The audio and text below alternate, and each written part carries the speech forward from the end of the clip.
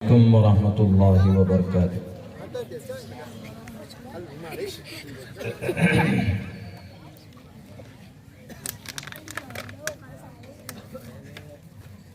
इन्नल हम्दलिल्लाह नहमदुहु व नस्तईनुहु व नस्तगफिरुहु व नु'मिनु बिही व नतवक्कलु अलैहि व नऊज़ु बिल्लाहि मिन शुरूरि अनफुसिना व मिन सय्यिआति अमालिना।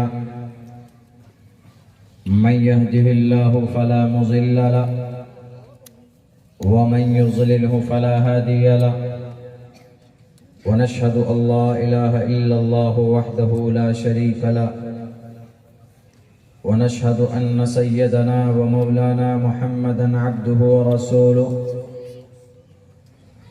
अम्मा बअदु फ़अऊज़ु बिल्लाहि मिनश शैतानिर रजीम। बिस्मिल्लाहिर रहमानिर रहीम। अल-यौम अकमलतु लकुम दीनकुम व अतममतु अलैकुम निअमती व रज़ीतु लकुमुल इस्लाम दीना।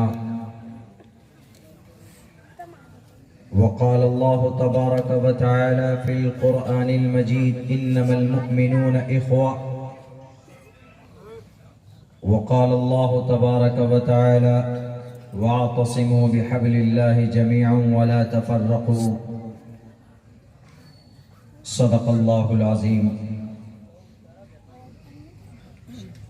क़ाल अन्नबिय्यु सल्लल्लाहु अलैहि वसल्लम मन रआ मिनकुम मुनकरन फ़ल्युग़य्यिरहु बियदिही फ़इन लम यस्तति फ़बिलिसानी फ़इन लम यस्तति फ़बिक़ल्बी वज़ालिका अज़अफ़ुल ईमान। रवाहुल मुस्लिम। वक़ाल अन्नबिय्यु सल्लल्लाहु अलैहि वसल्लम अना ख़ातिमुन नबिय्यीन ला नबिय्य बअदी औ कमा क़ाल अन्नबिय्यु अलैहि सलातु वस्सलाम। All compliments, all physical prayer and all monetary worship are for Allah. Peace be upon you, O Prophet, and Allah's mercy and blessings, peace be upon us and righteous slaves of Allah subhanahu wa ta'ala. I bear witness that no one is worthy except of Allah subhanahu wa ta'ala. In the name of Allah, the most gracious, the most merciful. My Lord, expand me my breast is my task for me. Remove the impediment from my speech so they may understand what I say. रुद्रो ग्रीवा अश्रैत पिशाच प्यारू नाम पर जाम जही अब ब्रह्मा दुविशो जही तुवम तूर्य तरुष्यतः। ओम सहनावतु सहनो भुनक्तु सहवीर्यं कर्मामहे तेजस्वनावदीदवस्तु मा विद्विषावहे। ब्रह्मानंतमनादि विश्वपुर्दजं सत्यं परम शाश्वतं विद्या यस्य सनातनी निगम्भिर्दै। ओम शांति, ओम शांति, ओम शांति। सदर मोहतरम, स्टेज पर मुअज़्ज़ज़ उलमाए किराम, दानिश्वरान कौम व मिल्लत और स्टेज पर तशरीफ फरमा बरादराने वतन में से वतनी भाई नट्टू परमार साहब और दिगर मेहमानान इज़ाम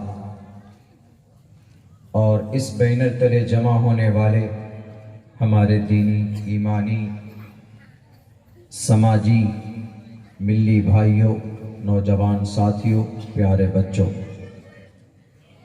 अपने घरों में बैठकर हमारी बातें सुनने वाली हमारी समाज की इज़्ज़तदार माँ और बहनों,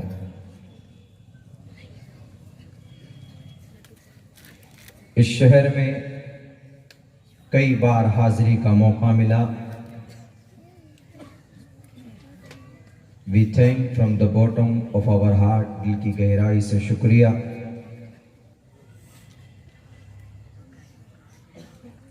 इस वक्त मुझे आप लोगों के सामने अपनी शरीयत और अपने मजहब के ताल्लुक से बात करनी है। मेरी सरगर्मी दूसरी भी है, मगर इस वक्त मेरी हाजिरी आपके शहर में सिर्फ बहैसियत मुकर्रिर की, एक आलिम दीन की हैसियत से हुई है। मैं एक तालिबे इल्म हूँ। कुरान और शरीयत के ताल्लुक से बात करने की निस्बत पर यहाँ पर हाजिरी हुई है और कोई दूसरा मकसद नहीं। पूरी कोशिश करूँगा अपनी शरीयत के ताल्लुक से वो बातें आप लोगों के सामने आएं, पेश की जाएं, जिनका ताल्लुक हम तमाम मुसलमानों से है, जिनका ताल्लुक कलमा पढ़ने वाले मोमिन भाइयों से है।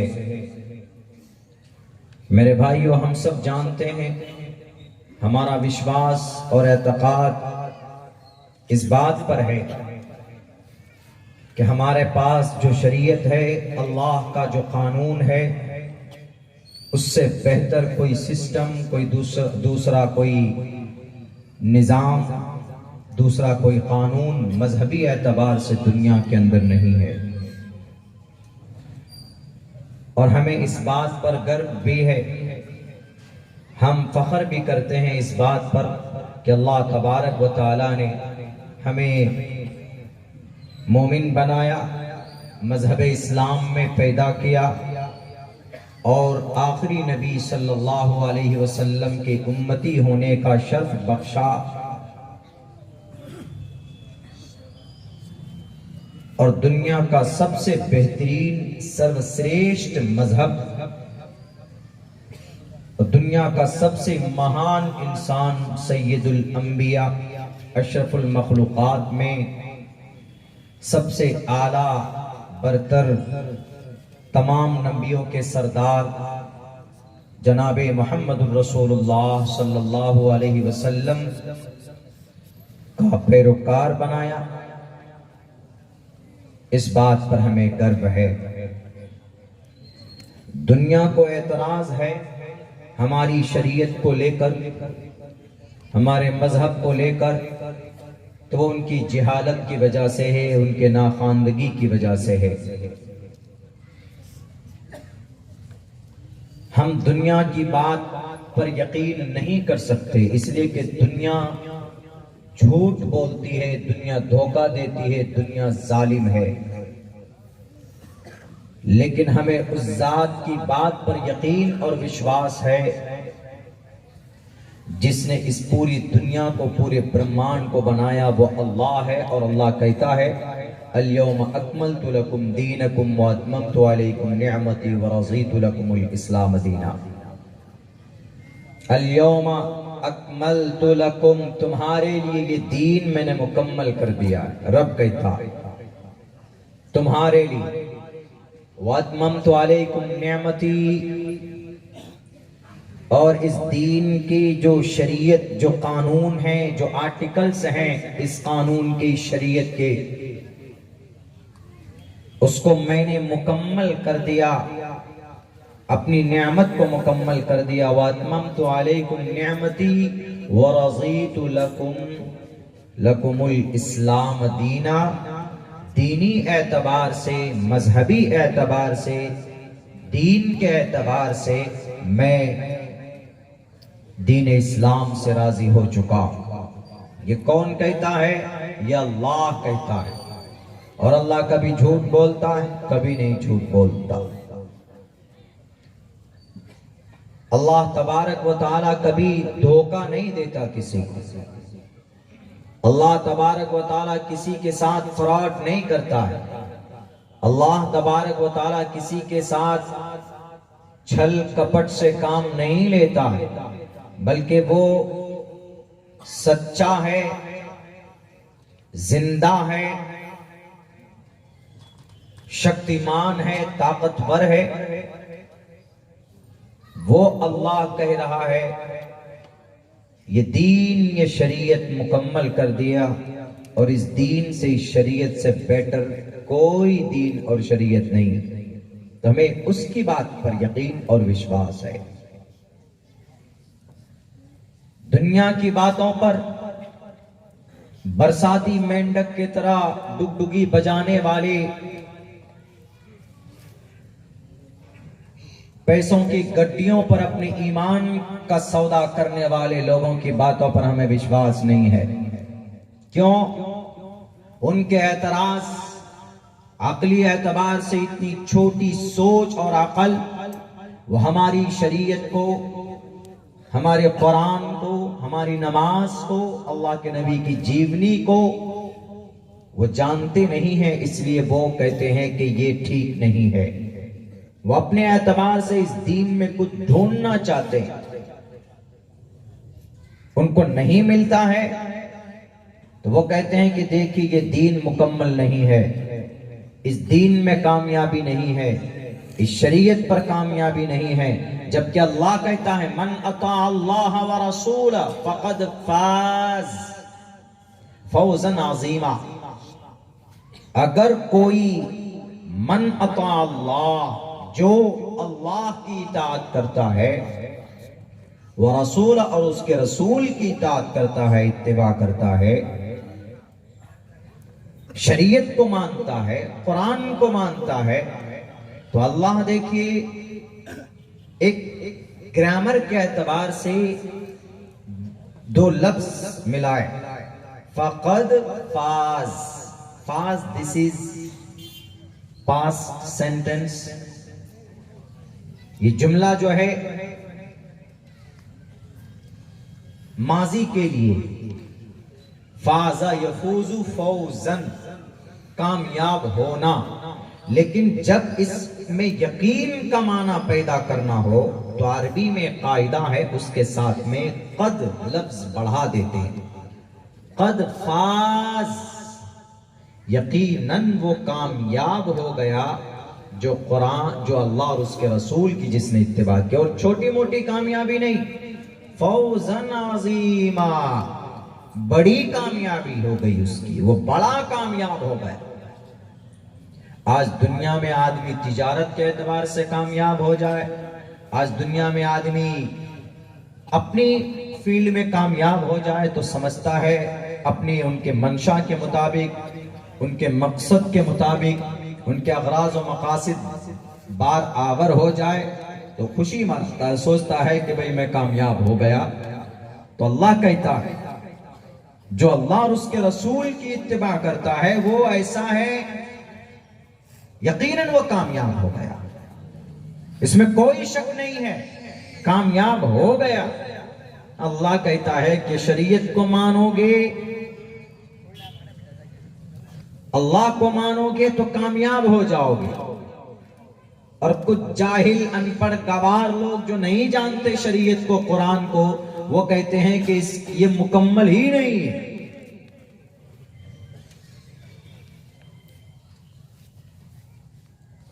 तो ये जुल्म और ज्यादती, जिहालत, नाखानदगी की वजह से शरीयत पर और कुरान पर, अल्लाह के नबी अलैहिस्सलातु वस्सलाम के फरमान और उनकी जीवनी पर, उनकी जिंदगी पर,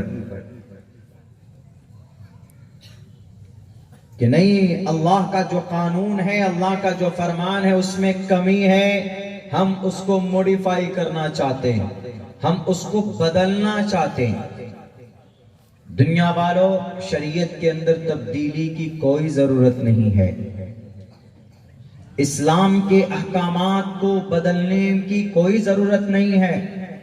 तुम आज माँ के पेट से पैदा हो गए, 60, 70 साल में इंसान मर जाएगा। वो अल्लाह जो हमेशा से है, जो कभी मरता नहीं, मरेगा नहीं, हुवल अव्वल वल आखिर वल ज़ाहिर वल बातिन, जमीन को पैदा किया, समंदर को पैदा किया, आसमान को पैदा किया, हवा को पैदा किया, सूरज में रोशनी बख्शी, चांद सूरज सितारे सबको पैदा किया, उसकी शरीयत है ये। वक्ती तौर पर अपना उल्लू सीधा करने के लिए कुछ नहीं मिलता। शरीयत में ये गड़बड़ी कर दो। मुसलमानों की जो पर्सनल कानून है, पर्सनल लॉ है, इसके अंदर ये कमी है। और इसमें मिर्च मसाला लगाते हैं कौन? न्यूज वाले सब। पता ही नहीं है उनको कि शरीयत क्या है। लफ्ज़ शरीयत के पूछ लीजिए कि शरीयत, what is the definition of, explanation of sharia, शरीयत है क्या? तो वो ये कहेंगे शरीयत है, ये शरिया कानून है। लफ्ज़ शरीयत को नहीं जानते और शरीयत के बारे में बातें करते हैं, घंटों डिबेट करते हैं। इस शरीयत को समझने और समझाने के लिए पूछो उलमा से, कितनी मेहनत करते हैं। अपनी जिंदगी के आराम को कुर्बान करके 8 साल 10 साल मदरसों में लगाते हैं। सुकून और इत्मीनान उनकी जिंदगी में नहीं होती। आराम और आशाइश की जिंदगी छोड़कर ऐश की जिंदगी को लात मार कर 9 साल 8 साल बैठते हैं।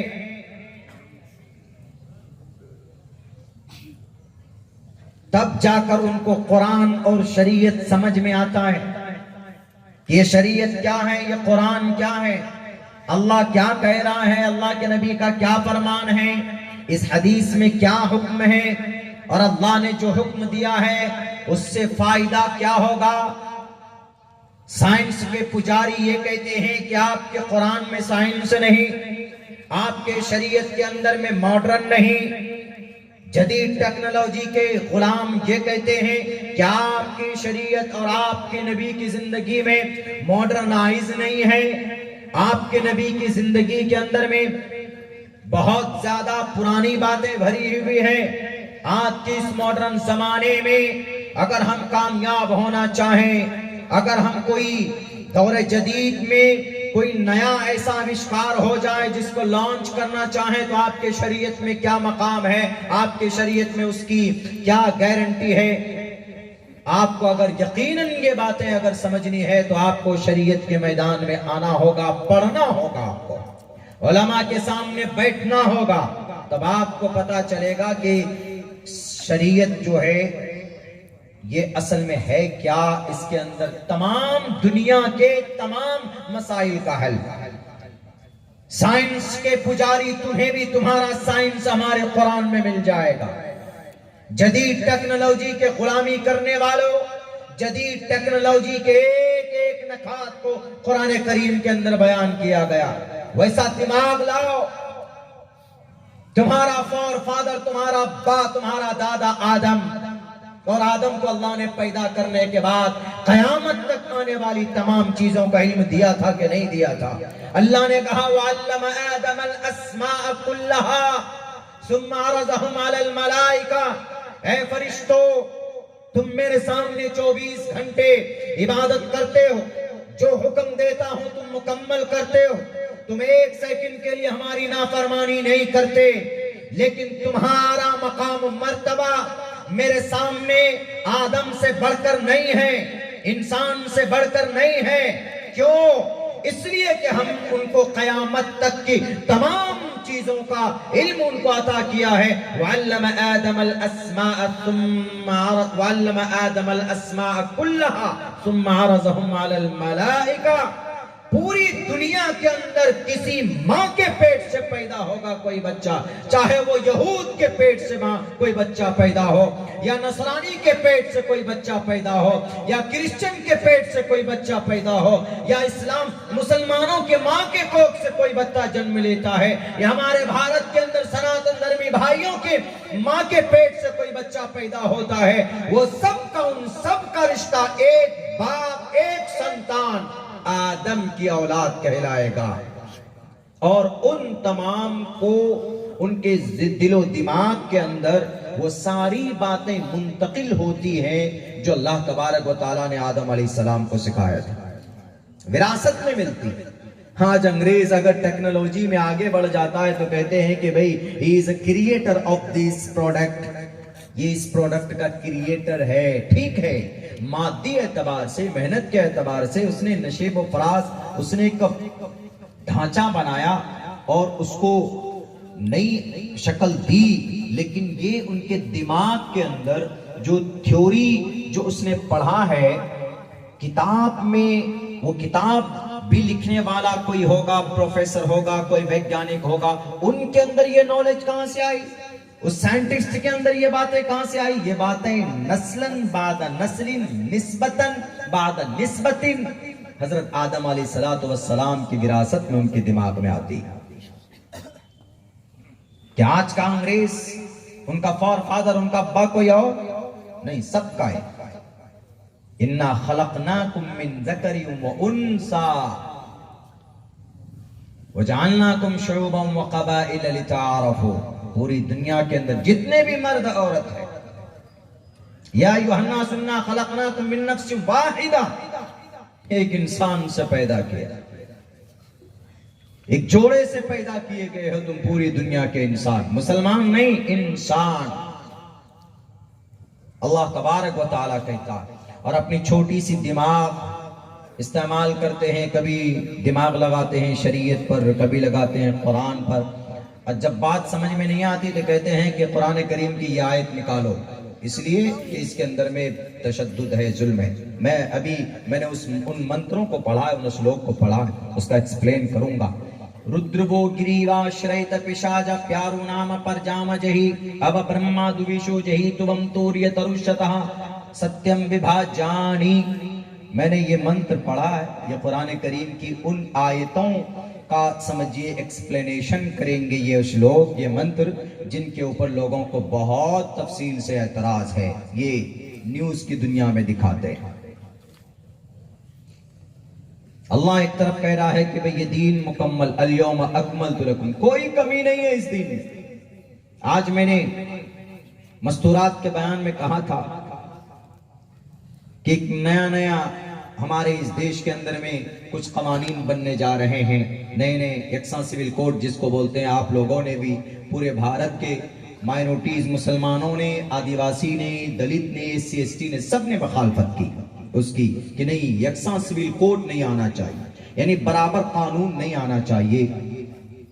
इसलिए कि अलग अलग है, सब अलग है, सबकी सोच अलग है, सबकी शरीयत अलग है, सबका धार्मिक विचारधारा अलग है। आप कैसे एक प्लेटफॉर्म पर खड़ा कर सकते हैं? तो उनमें एक एतराज यहां पर भी होता है कि मौलाना आप लोग जुमे में बयान करते हैं, ईदैन में, ईद उल अजहा में, बकरीद में बयान करते हैं, सबसे ज्यादा वर्गलाते हैं मुसलमान अवाम को, आप ही उलमाए किराम, और कहते हैं कि ये गलत हो रहा है, यकसा सिविल कोड गलत है, सबसे ज्यादा इसकी मुखालफत मुसलमान करते हैं। क्यों सबसे ज्यादा मुसलमानों ने इसकी मुखालफत की? जो नोटिफिकेशन जारी किया गया लॉ कमीशन के जरिए से, उस नोटिफिकेशन में हम लोगों ने अपनी अपनी राय पेश की कि भाई ये होना चाहिए या नहीं होना चाहिए। बहरकैफ वो तो अलग है मैटर, वो तो बंद हो गया है, लेकिन हम लोगों ने क्यों मुखालफत की? वाय पता होना चाहिए ना हमें कि हमने क्यों मुखालफत की। हमने इसलिए मुखालफत की कि हमारे भारत के अंदर 350 पर्सनल लॉ है, पर्सनल कानून है। हिंदू का, हिंदू, क्रिश्चियन, जैन, बौद्ध, कन्फ्यूशनिज्म, आशूरियु, शंटू, आर्या, अलग अलग है, सब तकरीबन मिलाकर छोटे बड़े सबको देखेंगे तो 350 पर्सनल कानून है, मजहबी कानून है। तो ये जो यकसा सिविल कोड जो आया लाने, जो ड्राफ्ट तैयार तो नहीं हुआ था लेकिन वो दूसरे स्टेट में हुआ, उसके ड्राफ्ट को देखकर अंदाजा लगा कि भाई ये यकसा सिविल कोड के अंदर जो बातें लिखी गई है उनमें से ज्यादा बातों का ताल्लुक मुस्लिम पर्सनल लॉ से है, मुसलमानों की शरीयत से है, हमारी शरीयत से थी। इसलिए हमने मुखालफत की, हमने उसका विरोध किया, हमने अपनी ना इत्तेफाकी जाहिर की, हमने कहा कि भाई हम एग्री नहीं है इससे। क्या क्या था उसमें? एक ये था, पहली बात, अगर ये बिल आ जाता पास होकर इम्प्लीमेंट हो जाता तो उसमें यह था कि मर्द और औरत के बीच में लड़कियां हैं, जो लड़कियां, उनकी शादी 21 साल की उम्र से पहले नहीं कर सकते। 21 साल की उम्र से पहले, इसलिए कि 21 साल तक ग्रेजुएशन कंप्लीट कर लेंगे, अपनी पढ़ाई वढ़ाई मुकम्मल करके तब करेंगे, कोई दिक्कत नहीं। यकसा सिविल कोर्ट में पहला कानून शायद यही था सबके लिए, हिंदू हो कि मुस्लिम हो, जैन हो, क्रिश्चियन हो, सबकी लड़कियां 21 साल की उम्र होते ही होने के बाद ही उसकी शादी कराई जा सकती, उससे पहले नहीं। कोई बात नहीं, इस्लाम इसकी मखालफत नहीं करता है। इस्लाम में शादी कब जरूरी है? इस्लाम में शादी कभी जरूरी भी होती है, निकाह कभी वाजिब भी है, कभी सुन्नत भी है, और कभी निकाह करना हराम भी। अगर कोई जवान, पैसा है, सब कुछ है, उसको खतरा है कि वो जिना में मुब्तला हो सकता है, तो ऐसी सूरत में उसके लिए जरूरी है कि वो निकाह करे, जायज रास्ता इख्तियार करे, अपनी बीवी के साथ अपनी ख्वाहिशात पूरी करे, जरूरी है उसके लिए निकाह। आपको अपने ऊपर कॉन्फिडेंट है कि भाई मैं गलत रास्ते पर नहीं जाऊंगा, लेकिन आजकल तो ऐसा होता नहीं। हमारा 12 साल का बच्चा, छोटे छोटे बच्चे हाथ में मोबाइल आए तो बालिग बन जाते हैं बहुत जल्दी, 10 साल की उम्र में, 12 साल की उम्र में एकदम बालिग। तो इस्लाम में यह कहा गया कि अगर उनको अपने ऊपर भरोसा है, एतमाद है, वह गलत रास्ता कभी इख्तियार नहीं कर सकता, वो जिना की तरफ नहीं जाएगा, अपने आप पर कंट्रोल है, अपने नफ्स पर कंट्रोल है, ख्वाहिश नफ्स के मुताबिक जिंदगी नहीं गुजारेगा, समाज की किसी बेटी की इज्जत को नहीं लूटेगा, समाज की किसी बेटी को पहला फुसला कर उनकी इज्जत व आबरू का सौदा नहीं करेगा। तो इस्लाम ये कहता है कि उसके ऊपर जरूरी नहीं है, ना करे वो, लेकिन एक सिस्टम है नस्ल को बढ़ाने के लिए जायज रिश्ता। इस्लाम में कहा गया कि भाई निकाह कर कर अपनी ईमान को मुकम्मल करो, निकाह करने के बाद एक खुशहाल जिंदगी गुजारो। लेकिन दुनिया कहती है कि नहीं, what is need to tie knot, what is need to get married, क्या जरूरत है शादी की, लिव इन में रहेंगे ना, रहो लिव इन में, 1 साल के बाद जो लात मार दिया जाता है उसका क्या इलाज होगा, 6 महीने के बाद में जो मर्डर कर कर और उनकी समाज की बेटी की उनकी जिस्म के टुकड़े करके कुकर प्रेशर के अंदर में उबाला जाता, उसका क्या इलाज होगा, इसका भी इलाज बताओ। इसीलिए इस्लाम कहता है कि कोई लिव इन नहीं, कोई डेट नहीं, जिना को डेट का नाम दिया गया और शराब को ड्रिंक का नाम दिया गया और सूद को इंटरेस्ट का नाम दिया गया और जनाब अपनी मफाद परस्ती को सियासत का नाम दिया गया। इस्लाम कहता है कि कोई जगह नहीं है डेटिंग और चैटिंग। ये डेटिंग है, एक दिन चैटिंग है और एक दिन कटिंग भी हो जाता है, उसके जिस्म के टुकड़े कर देते हैं। हुआ कि नहीं हुआ? दिल्ली, मुंबई, भारत के सैकड़ों शहरों के अंदर में प्रमाण मौजूद है, जो सोशल मीडिया में आया, न्यूज के जरिए से पता चला, वरना बहुत सारी समाज की बच्चियां ऐसी है झूठे दावे करके जनाब उनको सपना दिखाकर कि मैं तुम्हारे लिए आसमान पर चढ़कर चांद सूरज तोड़कर लाऊंगा, कभी माँ बाप के लिए वो किसी रेस्टोरेंट से खाना लाकर नहीं दे पाया कमबख्त, लेकिन अपनी ख्वाहिश मुकम्मल करने के लिए नाजायज संबंध बनाते हैं, हर वक्त जनाब फोन पर लगे रहेंगे अपनी ख्वाहिश पूरी करने के लिए। इस्लाम के अंदर इजाजत नहीं है। इसीलिए जो लोग कहते हैं कि निकाह नहीं, लिव इन में रहो, हमारी बेटी लिव इन में रहती है और बच्चियां आजकल बड़े फख्र से हमारा फला के साथ लिव इन चल रहा है, हम डेट कर रहे हैं। डेट कर रहे हैं का मतलब हम जिना कर रहे हैं। इज्जतदार लफ्ज लाया गया, इज्जतदार लफ्ज, एक बड़े गुनाह को छुपाने के लिए। कोई भी हो इजाजत नहीं है। इस्लाम कहता है कि अगर तुमको बुराई रोकनी है, अगर तुमको बुराई के दरवाजे को बंद करना है, तो वो तरीका इख्तियार करो जो मोहम्मद रसूलुल्लाह सल्लल्लाहु अलैहि वसल्लम ने बताया। अगर तुमको यकीनन अपनी ख्वाहिश पर कंट्रोल नहीं है तो कि तुम्हें किसी समाज की बहू बेटी की इज्जत आबरू के ऊपर हाथ डालने की जरूरत नहीं है, उसकी इजाजत नहीं। अगर तुमको समाज में कोई समाज के अंदर रिश्ता करना है, निकाह करो। निकाह करने के बाद उसके बाद में तुम अपनी इज़्दिवाजी जिंदगी शुरू करो। बिना निकाह के नहीं, न देख सकते न बात कर सकते, निकाह करो। कुछ शहरों के अंदर में जनाब रिश्ता फिक्स कर लेते हैं, साल 2 साल के बाद में तोड़ देते हैं। ये भी नहीं होना चाहिए। अगर है मन में तो वादा कर कर मुकम्मल कीजिए उसको, फ्रॉड नहीं, धोखा नहीं। रिश्ता आपको पसंद है, मैं तो ये कहता हूं कि आप पहले देख लीजिए दोनों तरफ है, अगर तो रिश्ता करा दीजिए, नहीं है तो उसी वक्त में मना कर दीजिए कि हमको ये रिश्ता मंजूर नहीं है। तो ये निकाह एक खूबसूरत, एक पाक जिंदगी, एक नस्ल, पाक नस्ल को आबाद करने का, नस्ल को आगे बढ़ाने का खूबसूरत तरीका है जो अल्लाह के नबी अलैहिस्सलातु वस्सलाम ने कर कर अमली एतबार पर पूरी दुनिया को बताया। और अल्लाह के नबी अलैहिस्सलाम ने यूं कहा कि निकाह करो, इसलिए कि निकाह निस्फ़ ईमान है, अन्निकाहु निस्फ़ुल ईमान। और इस निकाह के लिए इस्लाम में कब जरूरी है, कब वाजिब है, कब मुस्ताहब है, कब सुन्नत है, उलमाए किराम तफसील से बताते रहते हैं। लेकिन ये नहीं अब एक कानून लेकर आए। 21 साल से पहले अभी आसाम के अंदर में वहां आसाम के अंदर में ऐसा है कि वहां बच्चियां थोड़ी बड़ी भी, 12 साल की उम्र की भी, 10 साल की उम्र की भी, उसका रिश्ता करा देते हैं, शादी करा देते हैं। तो वहां की गवर्नमेंट ने उनको चाइल्ड मैरिज एक्ट के तहत उन लोगों को अंदर कराया और यूं कहा कि भाई इन लोगों ने बड़ा पाप किया, बड़ा जुर्म किया। चलो भाई ठीक है, कानून है, गैर कानूनी काम करने की इजाजत किसी को नहीं है।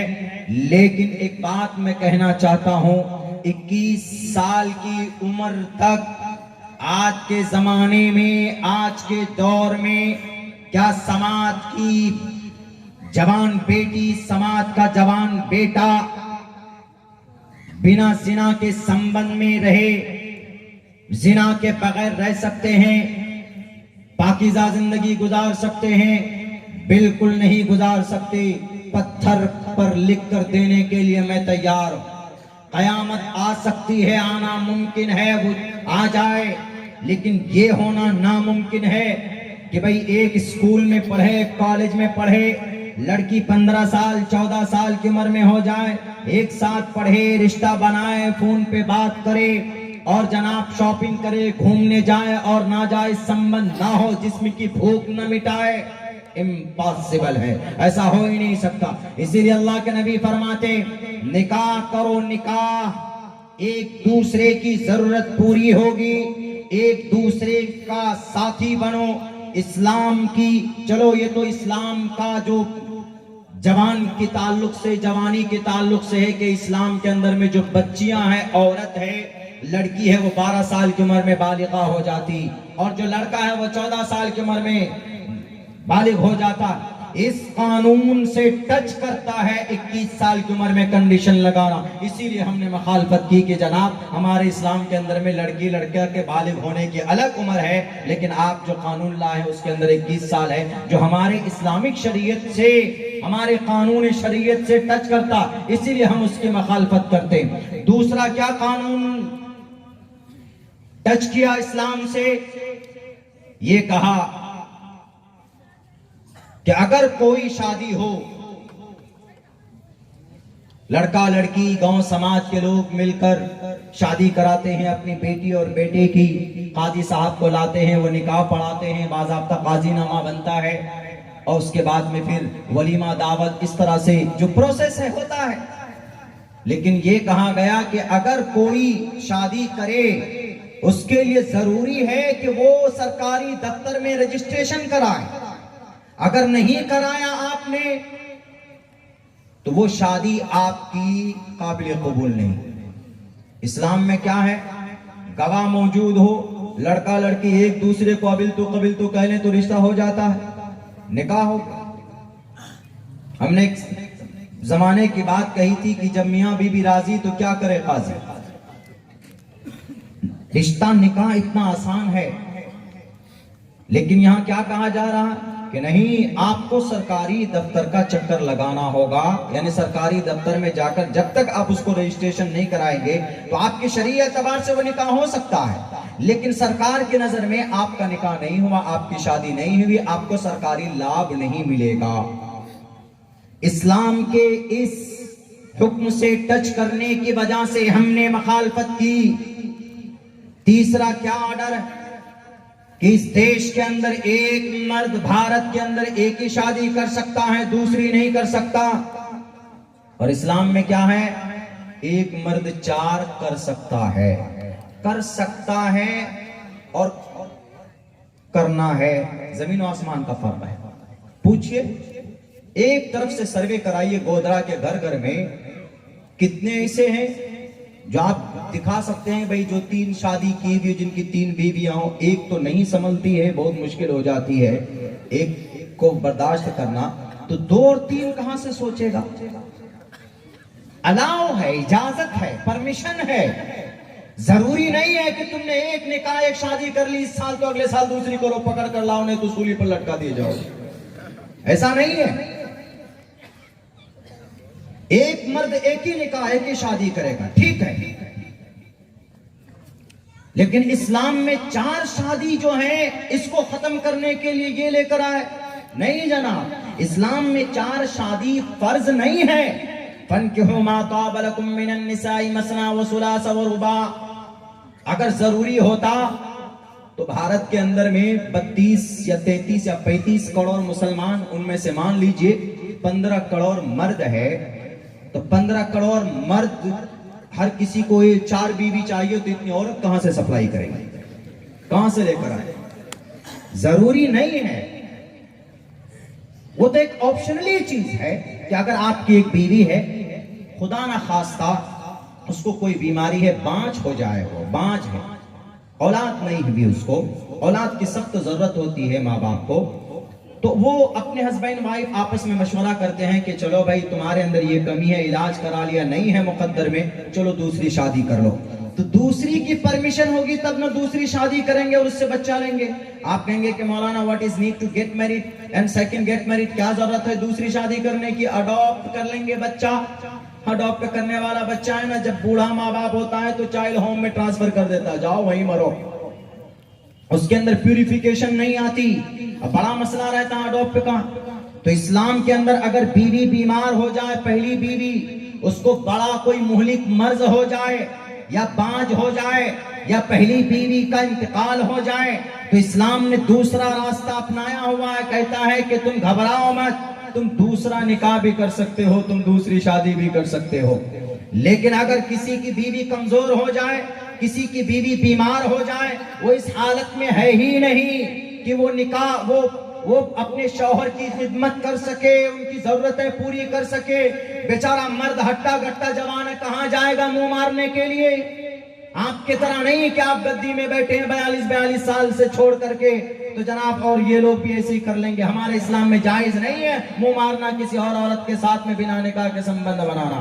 इसलिए अल्लाह के नबी अलैहिस्सलाम ने, बल्कि अल्लाह ने कहा फन्किहू मा ताब लकुम मिनन निसा मसना, 2 भी कर सकते हो।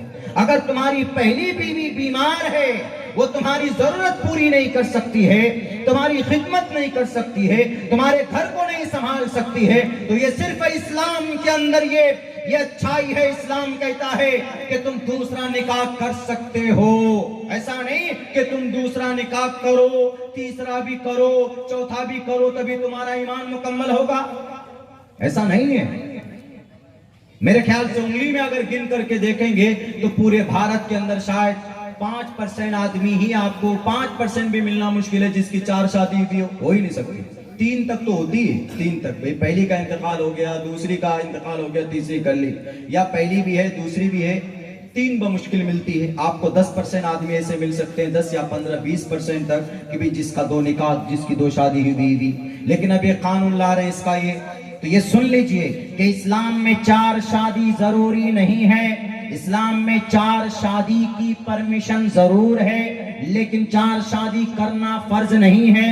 अगर एक बीवी की जरूरत ही आपने पूरी नहीं की और आपने दूसरा निकाह कर लिया तो आप गुनाह करने जा रहे हैं। अल्लाह के नबी अलैहिस्सलाम ने कहा कि पहले अपनी पहली बीवी का हुकूक अदा करो, कोई कमी न करो, उनकी जरूरियात पूरी करो, उनके अखराजात को बर्दाश्त करो, उनका नाम नफका पेश करो। लेकिन नहीं, ये कहते हैं कि बस एक मर्द एक ही निकाह करेगा, कोई बात नहीं कराइए।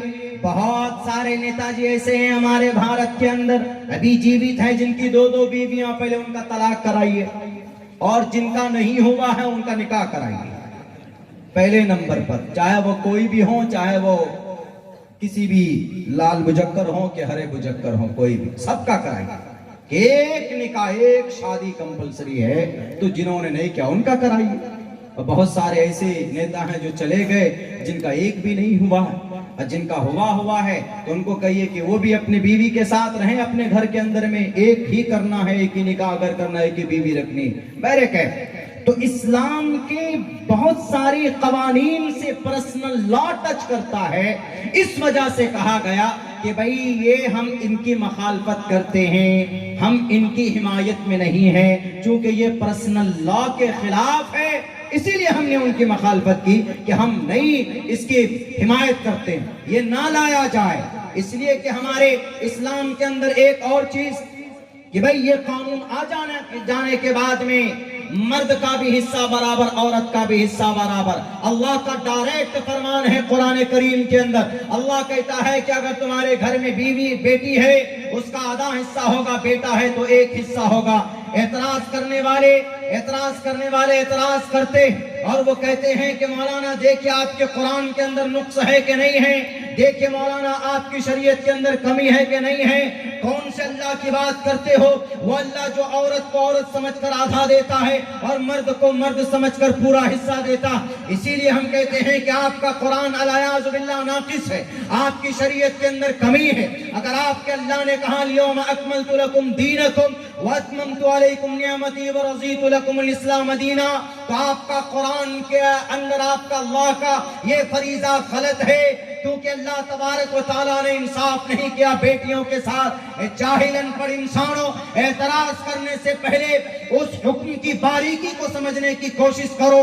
अल्लाह ने औरत को आधा हिस्सा दिया और मर्द को पूरा हिस्सा दिया, इसके अंदर एक हिकमत है। हिकमत यह है, अल्लाह कहता है कि मर्द को 1 हिस्सा क्यों? क्योंकि मर्द तमाम जरूरियात को मुकम्मल करता है, बाप की देखभाल मर्द करता है, और जनाब हॉस्पिटल जाने की नौबत आ जाए तो मर्द जाता है, अगर जेल जाने की नौबत आ जाए तो मर्द जाता है। बीवी बच्चे की नाम नफका और उनकी परवरिश, उनका टोटल खर्च कौन अदा करता है? मर्द करता है। इसीलिए अल्लाह तबारक व तआला ने कहा कि मर्द के लिए 1 हिस्सा, और जो औरत है, जो लड़की है, वह भी अपने घर में है शादी से पहले तो उसका खर्च बाप के जिम्मे, निकाह हो जाने के बाद उसका खर्च शौहर के जिम्मे, उसके शौहर के इंतकाल के बाद उसका खर्च उसके बेटे के जिम्मे होता है। उस औरत को कहीं पर भी खर्च बर्दाश्त करने की जरूरत नहीं पेश आती, तो इसीलिए उसको जब जरूरत ही नहीं है खर्च की, तो इसीलिए अल्लाह ने कहा कि मैं उनको गिफ्ट के तौर पर आधा हिस्सा दे दो। ये हिकमत है। तो इस तरह की बातें या तो जिहालत की वजह से कर लेते हैं लोग, या तो मुकम्मल तौर पर समझ नहीं पाते।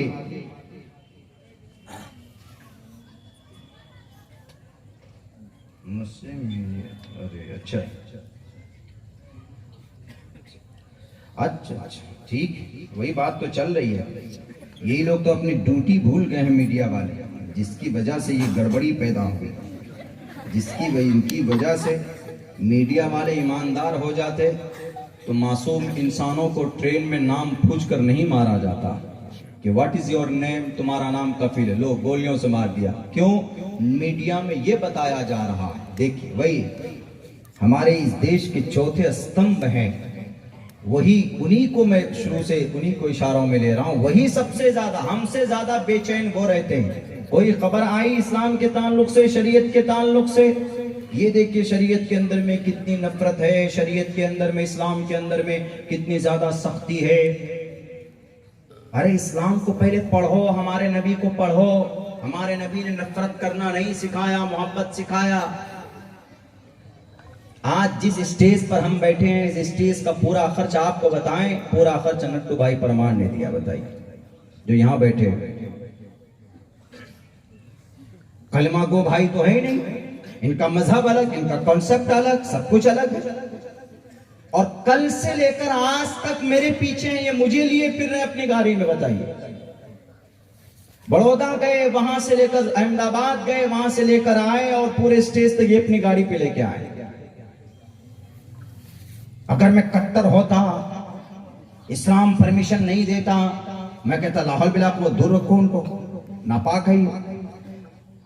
जैसे कॉन्सेप्ट बनाया गया इस देश में कि मैं बड़े ऊंची जाति का, बड़ा हमारा ऊंचे बड़े खानदान के हैं, ऐसा नहीं है। इंसानों से मोहब्बत करना सिखाया मोहम्मद रसूलुल्लाह सल्लल्लाहु अलैहि वसल्लम ने। हम इतना जानते हैं कि वह इंसान अच्छे इंसान हैं, इंसानियत का रिश्ता है। हम जिस बाप से, जिस मां के कोख से हम पैदा हुए,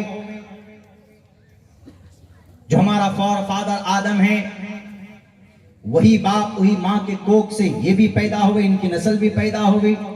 तुम कौन होते हो कि भाई तुम अलग, तुम अलग। इस्लाम में ये चीज नहीं चलती। अल्लाह के नबी अलैहिस्सलातु वस्सलाम ने गुलाम को, बदसूरत गुलाम को सीने से लगाकर सारा भेदभाव मिटा दिया था। आप अलैहिस्सलातु वस्सलाम ने गुलाम को अपना मुंह बोला बेटा बनाकर, ज़ैद बिन हारिसा की तारीख पढ़ लो। इस्लाम पर एतराज करने वालों, शरीयत पर उंगली करने वालों, पढ़ो उठाकर, तब तुम्हें पता चलेगा कि इस्लाम के अंदर अल्लाह के नबी अलैहिस्सलातु वस्सलाम के कैसे कैसे पैगामात अफ़आल मौजूद हैं। कोई भेदभाव नहीं है, इस्लाम भेदभाव नहीं करता है। कल से ये हमारे साथ बैठकर खा रहे हैं, ऐसा नहीं कि नट्टू भाई आए तो उनको वहीं दे दो, गाड़ी में खाना वहीं पानी दे दो, नहीं। हमारे साथ बैठते हैं, हमारे साथ पानी पीते, हमारे साथ खाते हैं, इंसान है। उनका अमल अच्छा होगा तो वो स्वर्ग जाएंगे, हमारा अमल अच्छा होगा तो हम कहेंगे कि नट्टू भाई वी वॉन्ट द मैच, हम जीत गए, we will go enter the paradise. आप हार गए, हम जीत गए, वो अलग बात है, मरने के बाद का मसला है। इनका अकीदा इनके साथ, इनका अमल इनके साथ। हम इतनी बात कह सकते हैं लोगों को कि हमारा मजहब अच्छा है, इसके अंदर किसी को परेशान नहीं किया जाता, इसके अंदर किसी की रुसवाई नहीं होती। क्या इस्लाम के अंदर अगर कोई जोलाहा, अगर कोई अंसारी, मानिए अगर कोई निचले खानदान का है, नीचे बिरादरी का है, जोलाहा, उत्तर प्रदेश में ये लफ्ज बोला जाता है, अरे ये तो जोला है, ये तो तेली है इस्लाम में। अब क्या इसका ये मतलब है कि सैयद उससे हाथ ना मिलाए, कुरैशी उससे हाथ ना मिलाए? कहीं पर भी नहीं है ऐसा। अल्लाह के नबी अल्लाह का फरमान है साफ साफ लफ्जों में, दुनिया वालों सुनो, अल्लाह ने कुरान में कहा है कि तुमको एक माँ बाप से पैदा किया, अलग अलग फिरकों में, जमातों में बनाया, वजअलनाकुम शुअबन व क़बाइल लिताअरफू, ताकि तुम पहचान सको कि इस किस कबीले का है, किस बिरादरी का है। लेकिन सुन लो, अल्लाह की नजर में, रब के ईश्वर के नजर में वही इंसान महबूब होगा जिसका अमल अच्छा होगा, जिसका अमल बेहतर होगा। ऊंचे घराने में पैदा होने से कोई ईश्वर को फर्क नहीं पड़ता है। इन्न अकरमकुम इंदल्लाहि अत्काकुम, अल्लाह के नजर में तुम ज्यादा महबूब जभी हो सकते हो जब तुम्हारा काम अच्छा होगा। अगर उस तेली और उस जोलाहे का काम अच्छा है सैयद से, तो जोलाहा पहले जन्नत जाएगा। बिलाल हबशी का अमल अच्छा है तो हजरत बिलाल हबशी का अमल इतना अच्छा है कि अल्लाह के नबी अलैहिस्सलातु वस्सलाम ने कहा कि बिलाल जरा बताओ कौन सा अमल है, तुम दुनिया में चलते हो, तेरी जन्नत में चलने की आहट सुनाई देती है। ऊंचे खानदान का ताबू लहब अल्लाह के नबी का चचा था, लेकिन उनकी हलाकत की बात अल्लाह ने जमीन पर कही है। और अल्लाह ने कहा कि अबू लहब तब्बत यदा अबी लहब व तब्ब मा अगना अन्हु मालुहु व मा कसब सयस्ला नारन ज़ात लहब व इम्राअतुहु हम्मालतुल हतब फी जीदिहा हब्लुम मिन मसद। आप तो ऊंचे खानदान के थे, आप तो बनु हाशिम में, कबीले कुरैश में थे, सरदारों में गिने जाते थे। बिलाल हबशी का तज़किरा नहीं होना था, लेकिन नहीं, मुअज्जिने रसूल बने तो कौन? बिलाल हबशी बने। आपका मुंह बोला बेटा बना तो कौन? एक गुलाम ज़ैद बिन हारिसा बना। पता चला कि अल्लाह की नजर में मकाम और मर्तबा उसी का है जिसका अमल अच्छा है, जिसका काम अच्छा है, जिसका फैल अच्छा है। कुर्सी इख्तिदार पर बैठने से कोई ईश्वर का प्रिय मित्र नहीं बनता। इसलिए क्या लोग प्रश्नोत्तरी में कहा गया, साफ साफ लफ्जों में कहा गया प्रश्नोत्तरी के अंदर के हेत्वो ब्रह्म गतिस्तांति सत्संगतिर्दान विचारतोषा। तुम्हारी जुबान पर अगर ईश्वर का नाम है और तुम्हारी जिंदगी में अगर ईश्वर का फरमान है, अगर तुम्हारी जिंदगी समाज के अंदर तुम्हारा काम लोगों के लिए अच्छा है, तो तुम ईश्वर के करीब बन जाते हो। लेकिन अगर तुम डाकू हो, जल्लाद हो, अपनी नामों का, पावर का गलत इस्तेमाल करते हो, अपनी ताकत का नाजायज इस्तेमाल करते हो, ना मासूम निहत्तों के ऊपर बम बरसाते हो, गोले बरसाते हो, इसलिए कि सुपर पावर ताकत तुम्हारे पीछे खड़ी है, तो याद रखो दुनिया के अंदर तुम कामयाब हो सकते हो, लेकिन मरने के बाद तुम्हें जहन्नम की आग में तपाया जाएगा। मासूम की, मजलूम की बद्दुआ कभी रद्द नहीं होती। अपनी ताकत के नशे में चूर इंसानों, मजलूमों के ऊपर जुल्म करने से बाज आ जाओ, वरना जब कभी मजलूम की जुबान से आवाज निकलती है तो आसमान को फाड़ कर रब के पास जाकर दुआ करती है कि अल्लाह इंसाफ दे मुझे, ए अल्लाह मेरे साथ इंसाफ कर। इसीलिए ताकत के नशे में चोर अपने आप को बड़ा कहने वालों, अपने आप को विद्वान कहने वालों, अपने आप को सुपर पावर कहने वालों, अपने आप को जनाब वन मैन आर्मी कहने वालों, अपने आप को खुदा के दर्जे तक पहुंचाने वालों, हमारे भारत के अंदर आप किसी इंसान को जलील नहीं कर सकते, किसी को रुस्वा नहीं कर सकते। 7872 साल पहले कहा गया, खुले लफ्जों में कहा किसने? वेद व्यास जी ने यूं कहा, शूद्रो ब्रह्मण तामिति ब्रह्मणश्चैति शूद्रताम क्षत्रियो जाति विद्रत्वम विघातवीच्यम तथे चचा स एवाद्रपति परजानाम कथम पुनर्जति कीर्त परभेदा। बहुत लंबा श्लोक है, मंत्र है, संस्कृत में है। इसका मतलब है, वही मतलब है जो कुरान करीम की आयत का है, इन्न अक्रमकुम इंदल्लाहि अत्काकुम वजअलनाकुम शुअबन व क़बाइल लितआरफू। सेम यही मतलब है। कोई सरोकार अल्लाह को नहीं है कि भाई तुम गरीब हो कि तुम मालदार, तुम करोड़पति हो कि तुम 100पति हो, तुम अरबपति हो कि तुम खरबपति हो कि लखपति हो। अल्लाह तबारक व तआला को कोई इससे लेना देना नहीं। अल्लाह को तो आपके अमल से लेना देना है कि आप करोड़पति हैं तो पैसा आया कहां से, आप लखपति हैं तो पैसा आया कहां से, आप इतने बड़े महान हैं तो कहां से पैसा आया। ये अगर गरीब है तो इसका ये मतलब नहीं, ये जोलाहा है तो इसका ये मतलब नहीं है कि भाई ये नफरत के काबिल, ऐसा नहीं है। अक्सर अल्लाह के नबी मोहम्मद रसूलुल्लाह जो कमजोर तबका होता था, सहाबी जो थे, अगर वो दावत करते थे तो फौरन कबूल करते, उनके घर पे भी जाते। क्यों? ताकि वो ये ना समझे कि अरे मैं कमजोर हूं, मैं गरीब हूं तो अल्लाह के नबी नहीं आए। ऐसा नहीं, ये मोहब्बत करना सिखाया, ये तरीका। इसीलिए मैं तबांग दुहल कहता हूं, आपके गुजरात में नहीं, अल्हम्दुलिल्लाह भारत के अक्सर हिस्सों में जाना होता है। मैं दो टोक लफ्जों में, खुले लफ्जों में कहता हूं कि Islam is the best religion to the world, to the entire world. दुनिया के अंदर सबसे बेहतरीन सिस्टम और कानून है तो इस्लाम। लेकिन इसको बदलने की कोशिश की गई, बदलने की समझते हैं नहीं और फौरन कहते इसको बदलो। कानून वानून बदलने की क्या जरूरत है? बदलना है तो सिस्टम बदलो ना,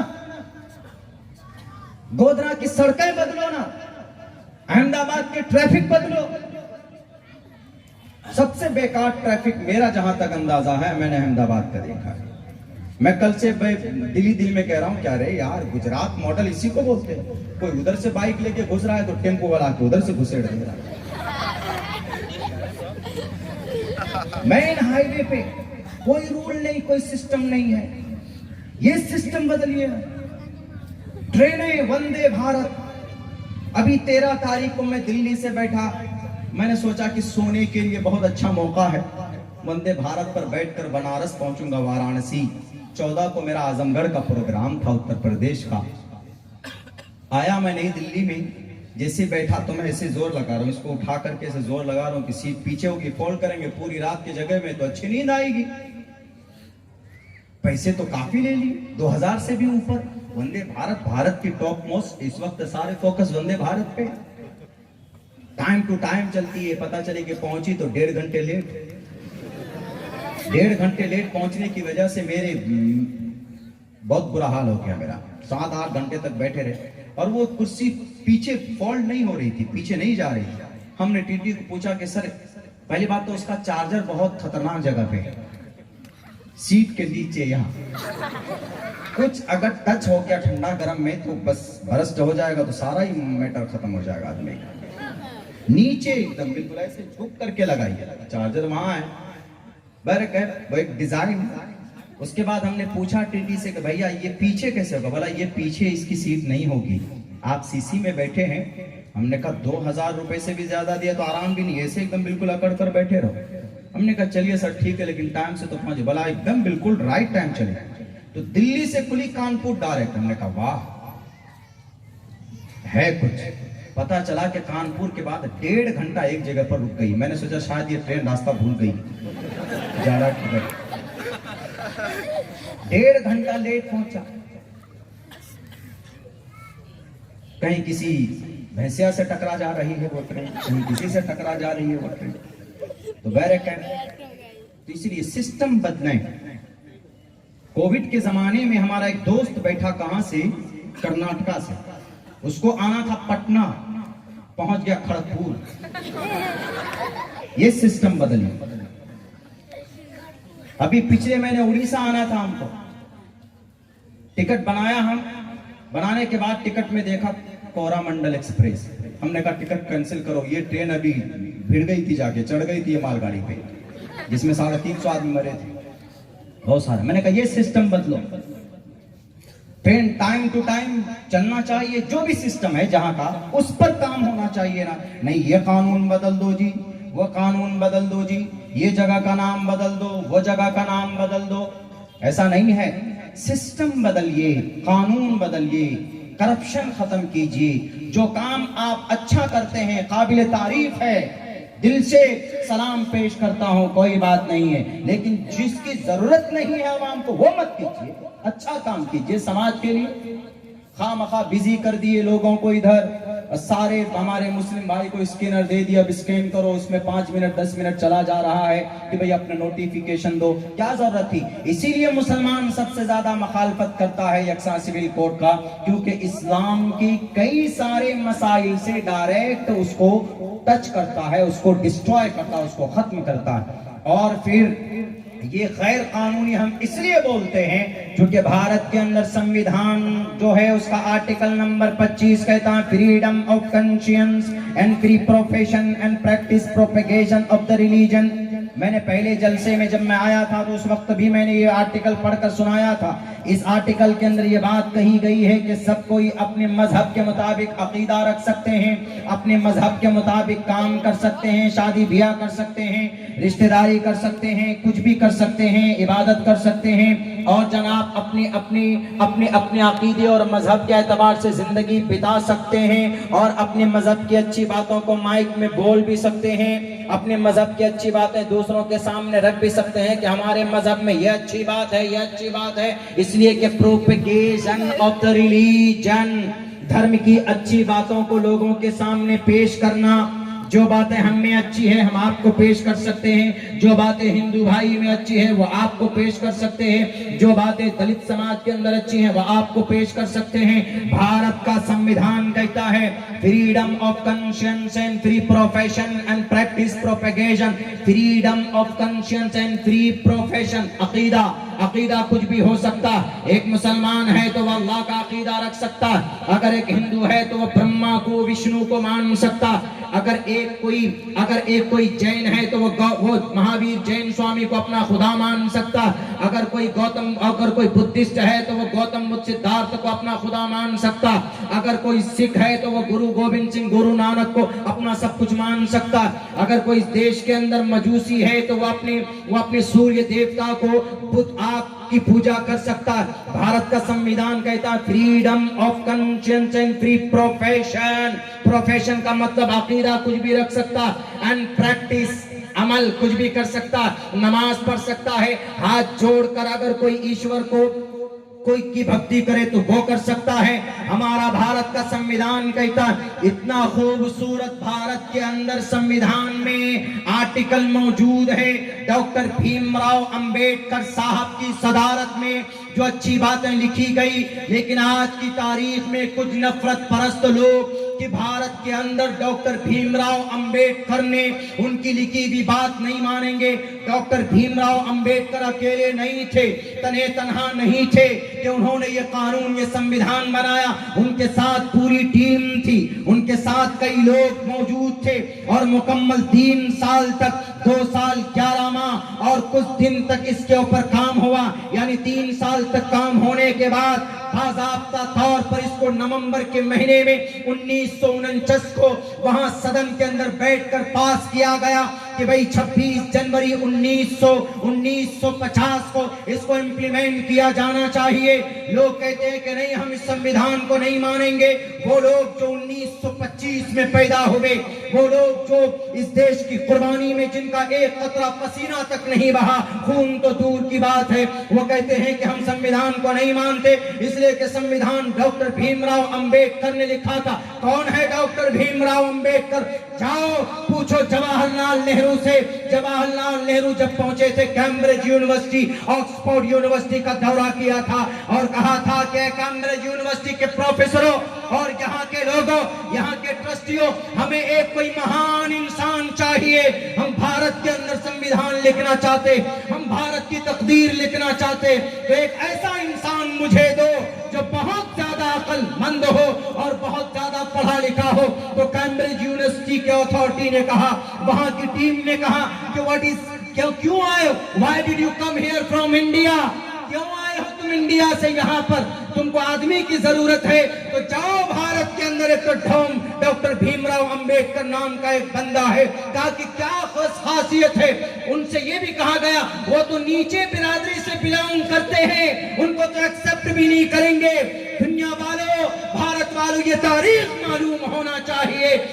कैम्ब्रिज यूनिवर्सिटी के अथॉरिटी ने कहा कि डॉक्टर पंडित साहब, आपको पंडित जवाहरलाल नेहरू साहब, आपको नहीं मालूम है, शायद आपके देश के अंदर आज के जमाने में इतनी डिग्री का मालिक कोई हो जितनी डिग्री बैक वक्त आपका डॉक्टर भीमराव अंबेडकर के पास था। कहा कितनी डिग्रियां?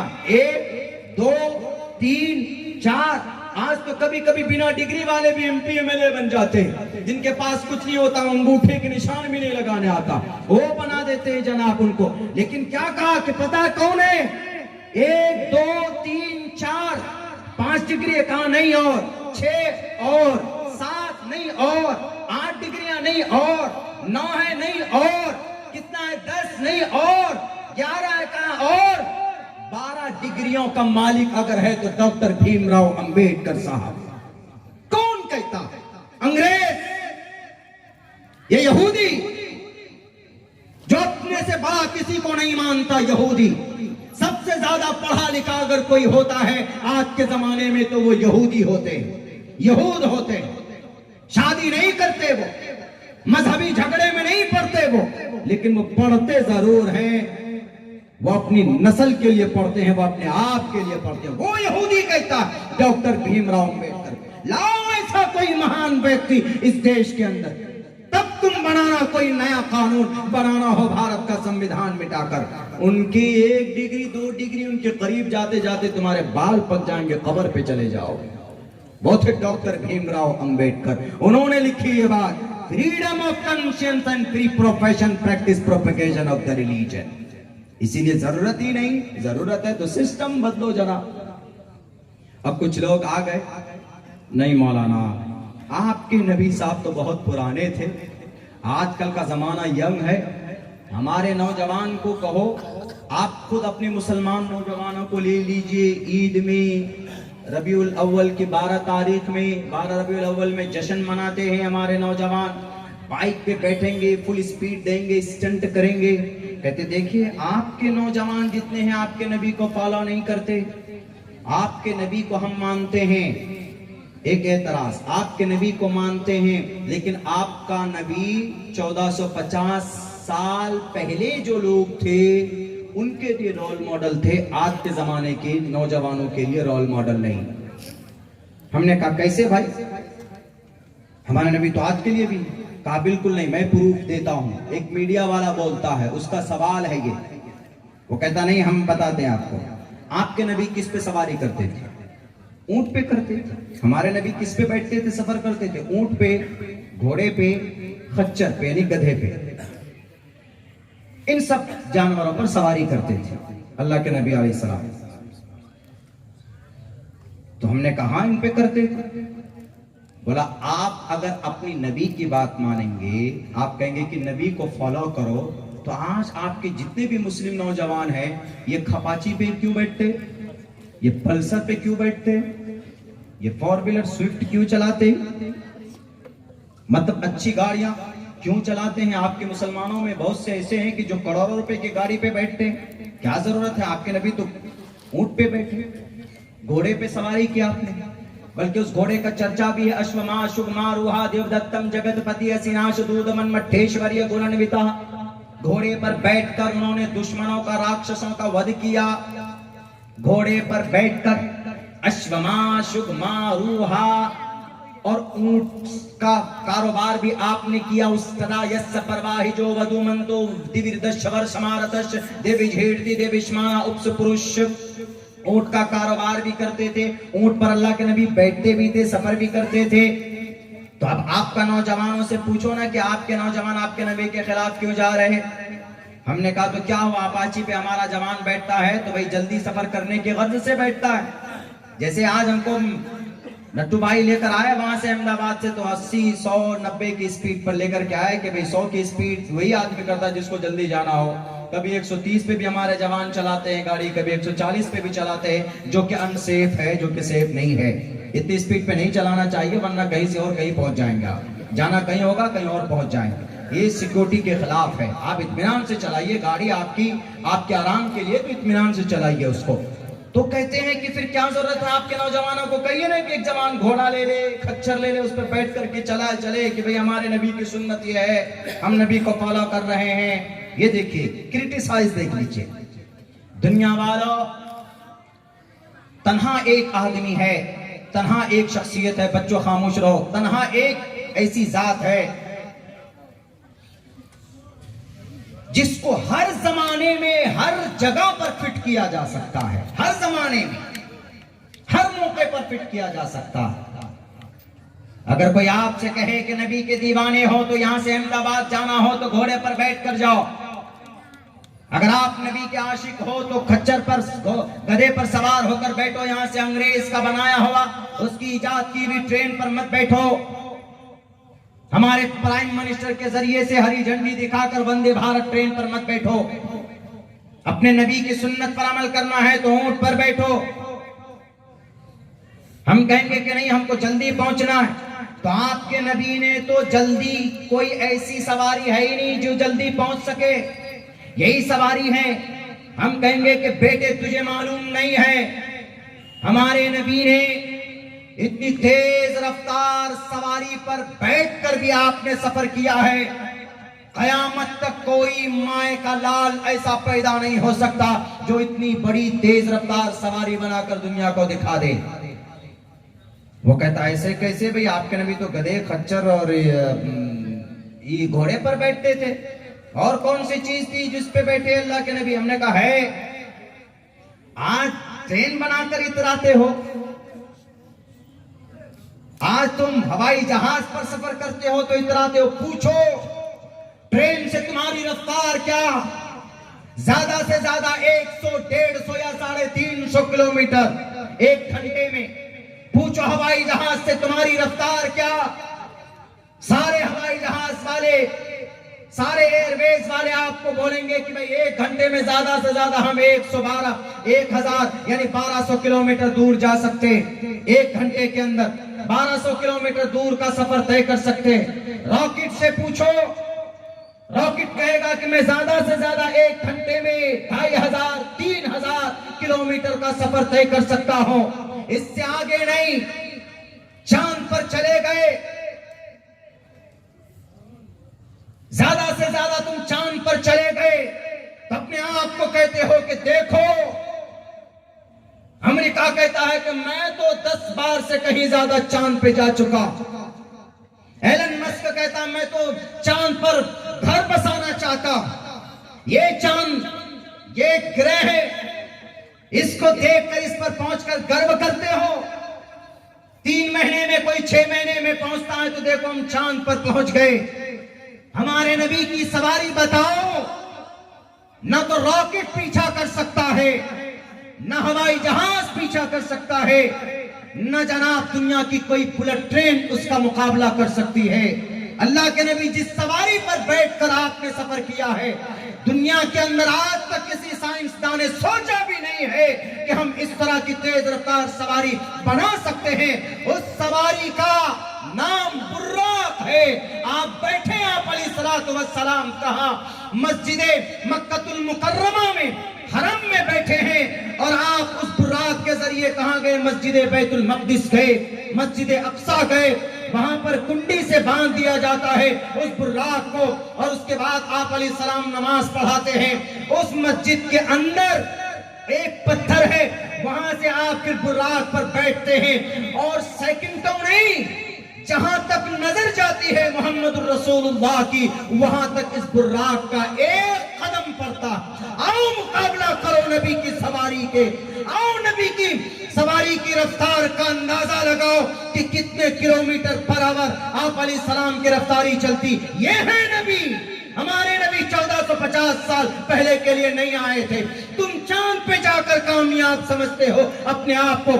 हमारे नबी चांद पर नहीं, पहले आसमान पर गए। गया कोई साइंसदान आज तक पहले आसमान पर?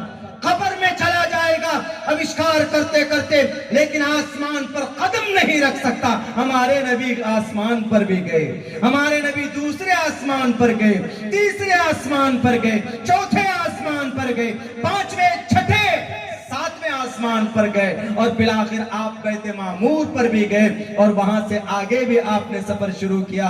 आप अर्श मुअल्ला तक गए, वहां जहां इस पूरे ब्रह्मांड का, पूरी दुनिया का पालनहार बैठा हुआ है। आप उसके पास करीब गए और यूं कहा सुम्मा दना फतदल्ला फकाना क़ाब क़ौसैनी औ अदना। तो अल्लाह के नबी अलैहिस्सलाम ने कहा, अल्लाह को देखकर अत्तहियातु लिल्लाहि वस्सलावातु वत्तय्यिबातु वस्सलामु अलैका अय्युहन नबी व रहमतुल्लाह, ये डिस्कस किया गया अल्लाह के नबी के तरफ से। अत्तहियातु लिल्लाहि वस्सलावातु वत्तय्यिबातु, अस्सलामु, अल्लाह यहां से कहता अस्सलामु अलैका अय्युहन नबी, अल्लाह कहता है। और साइंसदानों, तुम जाकर वहां किससे बात करते हो? शैतानों से। तुम तो जाकर शैतानों से वहां जाकर साजिशें करते हो। और हमारे अल्लाह के नबी गए क्रिएटर ऑफ द वर्ल्ड, सर्वशक्तिमान, उससे जाकर मिले, और तोहफा नमाज का लेकर के आप इस दुनिया के अंदर आए। है कोई? ये चैलेंज लिख कर देता हूं, मीडिया वालों हिम्मत हो। अभी टाइम्स नव भारत वाला मेरी तस्वीर इतनी बड़ी लगाकर, एक तरफ मौलाना जर्जीत साहब उनकी तस्वीर लगाकर थंबनेल बनाया। मेरे पास हमारे इलाके के एक नेताजी, उन्होंने भेजा कि मौलाना देखिए आपकी तस्वीर है, आपका बयान, भाषण है इसमें। हमने पूरा सुना तो पता चला कहीं मेरे भाषण ही नहीं, मेरी तस्वीर लगा दी। हमने कहा कि according to the Indian constitution Abdullah Salim को आदत है बात करने की, भारत के संविधान के मुताबिक। हम गैर कानूनी कोई भी बात नहीं करते। साजिशें रची जाती है हिम्मत तो बताओ दुनिया को, ये मेरा चैलेंज है, लिख लो कयामत तक, to the day of judgement. अगर तुम्हारे रगों के अंदर तुम्हारा ज़मीर जिंदा है, तुम्हारे रगों के अंदर खून है, पानी नहीं है, कयामत की सुबह तक कोई माए का लाल चांद को क्रॉस नहीं कर सकता, पहुंच नहीं सकता वहां तक। ज्यादा से ज्यादा चांद पर चले जाएंगे, आसमान से आगे नहीं जा सकता। चांद तक जा सकते, आसमान से आगे नहीं जा सकता। ये रिकॉर्ड अगर किसी के नाम है, अल्लाह से मुलाकात करके, बात करके, डिस्कस करके आने की, तो आखिरी नबी मोहम्मद रसूलुल्लाह सल्लल्लाहु अलैहि वसल्लम के नाम। मॉडर्न जमाने में मेंढक की तरह उछलते हो, हमारे पास ये है, हमारे पास ये। अब लोग कहते हैं कि मौलाना आपके जो कुरान में जो आयतें हैं, उस आयतों पर कुछ चर्चा कर लिया जाए थोड़ी देर। कुरान करीम की 24 आयतों के ऊपर बड़ा वावेला है, मैं इसके ऊपर तहकीक कर रहा हूँ। कुछ आयतें, 2-3 आयतें उसकी जो गलत फहमी है वो मैं खत्म करने की कोशिश करता हूँ। एक आयत तो ये है, वअइद्दू लहुम मस्तताअतुम मिन कुव्वतिन व मिन रिबातिल खैल तुरहिबून बिही अदुव्वल्लाहि व अदुव्वकुम। कुरान करीम की आयत है। इसका मतलब क्या है? इसका मतलब ये है कि हथियार, गोले बारूद तैयार रखो। वअइद्दू लहुम। सुनने में ऐसा लग रहा कि अरे भाई पता नहीं लड़ाई की दावत दे रहा है, आप ही से जिहाद शुरू कर देगा, इस तरह के समझ में आ जाते हैं। देखिए वअइद्दू लहुम मस्तताअतुम मिन कुव्वा, लेकिन ऐसा कुछ नहीं। हमारी इस आयत पर भारत की सरकार अमल करती है। भारत की सरकार, ये भारत की सरकार इस आयत पर अमल करती, आज की नहीं, शुरू से ही हर सरकार अमल करती इस आयत पर। वअइद्दू लहुम मस्तताअतुम मिन कुव्वतिन व मिन रिबातिल खैल। एक तंजीम है इस देश के अंदर, हमारे इस देश के अंदर कुछ भाइयों की, हमारे वतनी भाइयों की एक तंजीम है। वो क्या करते, इस आयत का तर्जुमा क्या करते? देखिए ये 24 आयतों में ये भी आयत है। देखिए कुरान में क्या कहा, तैयार हो जाओ, मारना काटना किनको? इस देश के सनातन धर्मियों को। देखिए मुसलमानों के कुरान में है।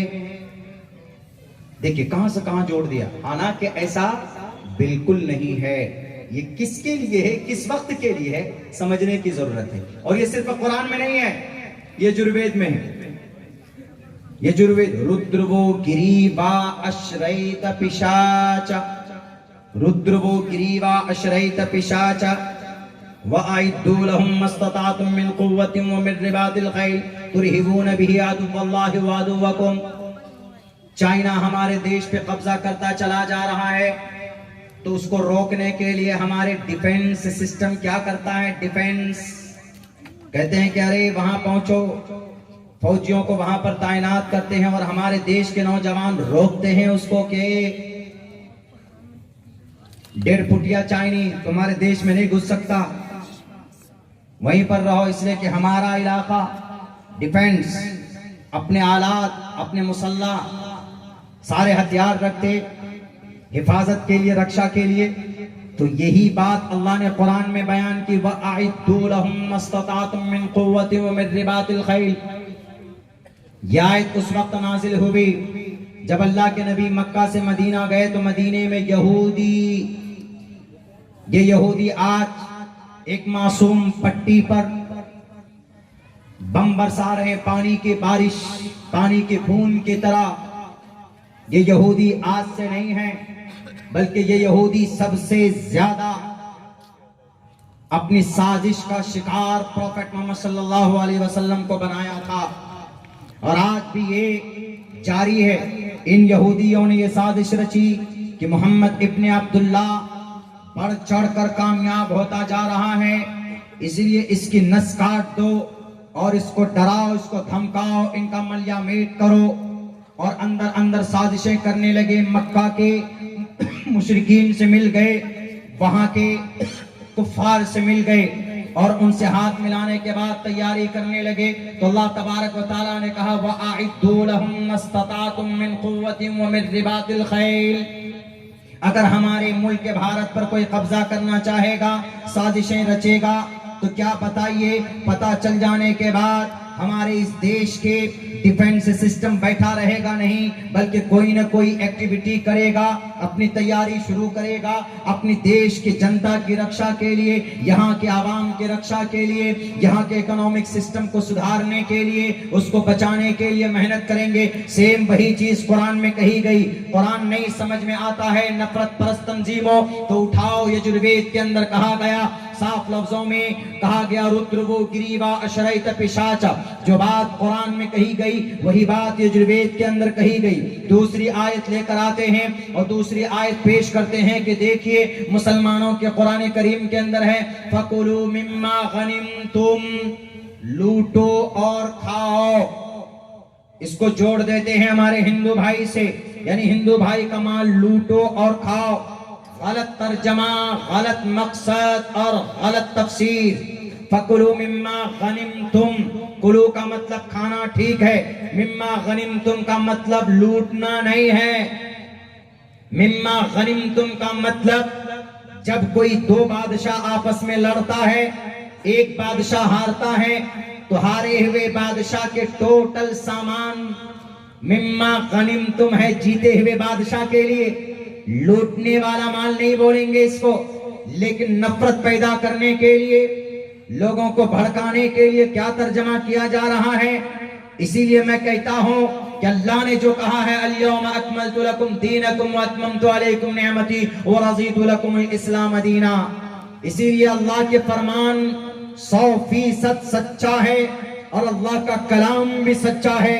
किसी आलिम दीन की तरफ से ना इसमें बढ़ोतरी की जाती है, ना इसके अंदर कोई कमी की जाती है। तो कहा गया फकुलू मिम्मा गनिमतुम। अल्लाह के नबी जंगे बद्र में जब गए थे तो मुशरिकीन मक्का पूरी तैयारी के साथ आए और फिर लड़ने लगे। तो जाहिर सी बात है कि जब जंग होती है तो वहां दो में से एक ही जीतते, एक सामने वाला बादशाह कोई हारता है। तो वहां पर जो मुशरिकीन मक्का आए थे, जो अबू जहल आया था, वो शराबी, वो कबाबी, वो सानी, वो फासिक, वो फाजिर, इस उम्मत का फिरौन, वो मारा गया।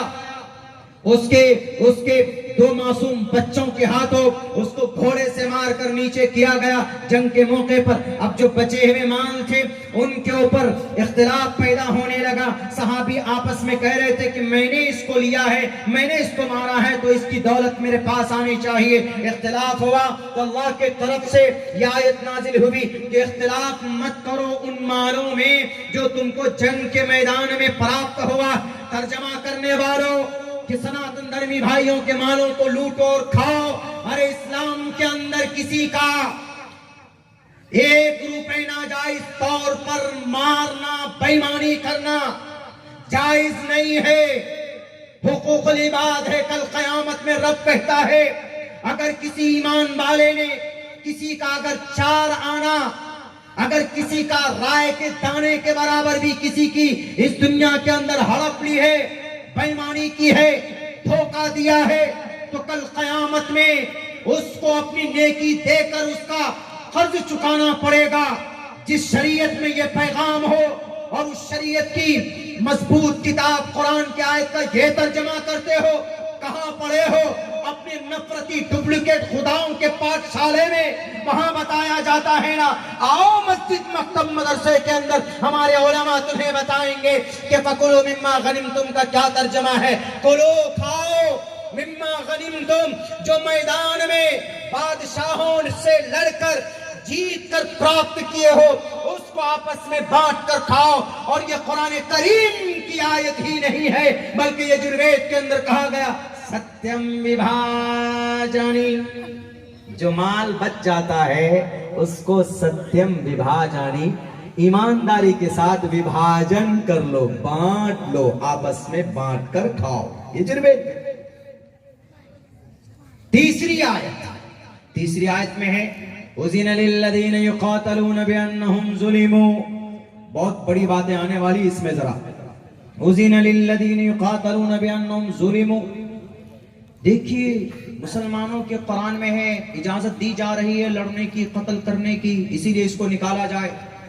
सुप्रीम कोर्ट में जो दावा पेश करने वाला था, यानी कुरान को बदलने चला था, बेचारा खुद ही नाम भी बदल गया, धर्म भी बदल गया। रिजवी साहब से त्यागी जी हो गए। वही दिया था सुप्रीम कोर्ट में गए, क्या कहा, उज़ीना लिल्लज़ीना युक़ातलूना, उनको इजाजत दी गई कत्ल करने लड़ने की। किनको? आगे भी पढ़ो, उज़ीना लिल्लज़ीना युक़ातलूना बिअन्नहुम ज़ुलिमू, जिन पर जुल्म किया गया, जो मजलूम है उनको लड़ने की इजाजत दी गई। मिसाल के तौर पर आज एक मुल्क है, 10,000 अंबिया किराम की कब्रें वहां पर मौजूद। वो मुकद्दस जगह मस्जिद अक्सा मुसलमानों के लिए भी, क्रिश्चियन के लिए भी हजरत ईसा पैदा हो गए और यहूद के लिए भी, उनके भी नबी पैगंबर मूसा से उनका कॉन्सेप्ट वहां पर जुड़ा हुआ। हजरत दाऊद, हजरत सुलेमान और हजरत इब्राहिम, हजरत इस्माइल, हजरत इसहाक से उनका अकीदा जुड़ा हुआ। लड़ रहे हैं आपस में। हॉस्पिटल के ऊपर बम दागा जा रहा है, एक तबके को मारा और लूटा जा रहा है।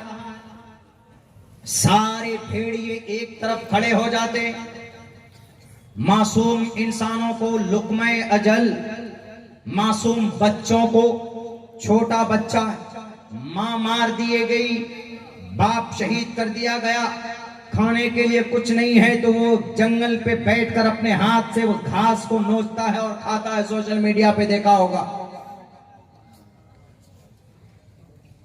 मीडिया वालों, है तुम्हारे अंदर इतनी हिम्मत, इन बच्चों को उनके मां से, बाप से जुदा करने वाले जालिम को कह सको कि यू आर टेररिस्ट, तुम आतंकवाद हो। मीडिया वाले कहते हैं नहीं, वो एक मुल्क है, हम आतंकवाद नहीं कह सकते। आतंकवाद का ताल्लुक न मुल्क से होता है, न धर्म से होता है, न मजहब से होता है। आतंकवाद का ताल्लुक न इस्लाम से, न मुसलमान से, न हिंदू से, न सनातन धर्म से, न इंडिया से, न श्रीलंका से, न बांग्लादेश से, न फलस्तीन से, न इजराइल से, न गजा से। आतंकवाद का मतलब, अगर आपने किसी सामने वाले सिविलियन को, मासूम को मारा डर और भय फैलाने के लिए, तो आप आतंकवाद हैं। और 100 बार कहूंगा मैं कि वहां के मासूमों पर गोले बरसाने वाले, चाहे वो दुनिया का सुपर पावर ताकत ही क्यों ना हो, मैं उनको भी आतंकवाद कहने से, टेररिस्ट कहने से नहीं चूकूंगा। तुम नहीं कह सकते मीडिया वाले, इसलिए कि तुम्हारी जुबान में ताकत नहीं है, लेकिन हमारी सिस्टम नहीं, हमारे जो आतंकवाद के डिफिनेशन है उसमें ताकत है। जो कहीं पर निहत्थों को मारेगा वो आतंकवाद कहलाएगा। अगर अब्दुल्ला सालिम किसी मासूम के हाथ को, किसी मासूम को बेवा करता, किसी मासूम बच्चे को उसके माँ बाप से जुदा करता, किसी पेशेंट के हॉस्पिटल पर बम बरसाता है, तो अब्दुल्ला सालिम 100 बार आतंकवाद है। ऐसा नहीं है कि Abdullah Salim he is a scholar of Islam, he is a guru of Islam, he is a maulana of Islam, he is a hafiz Quran, he is a कारी कुरान, इसलिए इसको ना कहा जाए। नहीं, आतंकवाद का मतलब जुल्म करना, तशद्दुद करना, पानी रोकना, बिजली काट देना, खाने को बंद कर देना। कहां तक, कब तक इंतजार करोगे? सारे भेड़िए एक तरफ, सुपर पावर ताकत भी उसकी पीठ में खड़े होकर पीठ को कहता है कि यू आर गुड, अच्छा कर रहे हो। बम बरसाती है दुनिया में, उनको आतंकवाद नहीं बोलते। और उस मुल्क के जवान सर पे कफन बांधकर अपनी धरती की हिफाजत के लिए एक एक जवान लड़ता है, तो उसको आतंकवाद बोलते हो। नाजायज और हराम है। यूनाइटेड नेशन, अक़वाम मुत्तहिदा की कुर्सी पर बैठने वाले सबके सब के रगों के अंदर पानी भरा हुआ, ये सबके सब हिजड़े और बहरिए बन गए। ये कभी भी आगे कदम बढ़ाकर इनकी मदद नहीं कर सकते। आपकी दुश्मनी वहां के आर्मी से है, लड़ो खूब, आपस में लड़ो, सर फोड़ो एक दूसरे का, आपका विषय होगा। लेकिन मासूमों को, औरतों को, मासूम बच्चों को, बूढ़ों को हॉस्पिटल में मरीज का ट्रीटमेंट किया जाता है तो वहां पर किसी को भी बम मारने या वहां पर गोले दागने की जरूरत ही नहीं है, परमिशन नहीं दी जाती। क्यों खामोश है अक़वाम मुत्तहिदा? क्यों खामोश है यूनाइटेड नेशन? क्यों खामोश है अरब ममालिक के ये ऐश परस्त बादशाह? 55 मुल्कों के बीच में 46-60 लाख के यहूदी मग़ज़ूब अलैहिम, ये मग़ज़ूब कौम है। सूरह फातिहा में मग़ज़ूब अलैहिम तमाम मुफस्सिरीन ने मुराद लिया है ये यहूद है, और ये यहूद मग़ज़ूब अलैहिम लानहुल्लाहु अलैहिम अल्फ अल्फ मर्रात। क्यों नहीं तुम्हारी जुबान खुलती? कतर वाले क्यों नहीं आप उनसे बात करते हैं? यूनाइटेड नेशन वाले क्यों नहीं आप बात करते हैं? लेबनान वाले क्या हो गया, बात क्यों नहीं करते? किंग ऑफ अब्दुल्ला जॉर्डन के क्यों आप चुपचाप खामोश बैठे हैं? और तो और जनाब, सीरिया के इजिप्ट के बॉर्डर से गजा का एक बॉर्डर मिलता है, अगर वहां भी जान बचाने के लिए वहां के लोग पहुंचे हैं, लेकिन मिस्र कहता है कि हम तुमको नहीं लेंगे। कौन है मिस्र में? कलमा पढ़ने वाला है ना, मोमिन है, ईमान है। ये है इस शरीयत के मानने वालों का अलमिया। पता है क्यों कुरान पर, शरीयत पर एतराज होता है? क्यों गाजर मूली के तरह ईमान वाले काटे जाते हैं? क्योंकि उसके जिम्मेदार भी ये कौम खुद है, उसके जिम्मेदार है। गजा में एक संगठन हमास है, उसकी क्या स्टेटस है उस पर चर्चा नहीं करूंगा। वहीं पर फलस्तीन में पूरब तरफ, वेस्ट बैंक की तरफ अल फतेह है और एक और है, इनमें 24 का आंकड़ा। इंतशार हो गया, जब इंतशार होगा तो अल्लाह की मदद नहीं आती। देख लीजिए हर जगह पर है, यहां पर भी है, हमारे यहां भी आपस में इंतशार। तुम ऐसा कर रहे, हम करने नहीं देंगे, तुम ये कर रहे, मैं तुम्हारी खबरें वहां भेजता हूं, रुको। तो परेशान करते। जहां पर इंतशार ने जन्म लिया वहां पर अल्लाह की रहमत रुक जाती है, चाहे भले ही कितनों ही मुबारक जगह क्यों ना। उंदुलुस 800 साल तक मुसलमानों की हुकूमत थी, लेकिन इंतशार ने उंदुलुस को बदल दिया।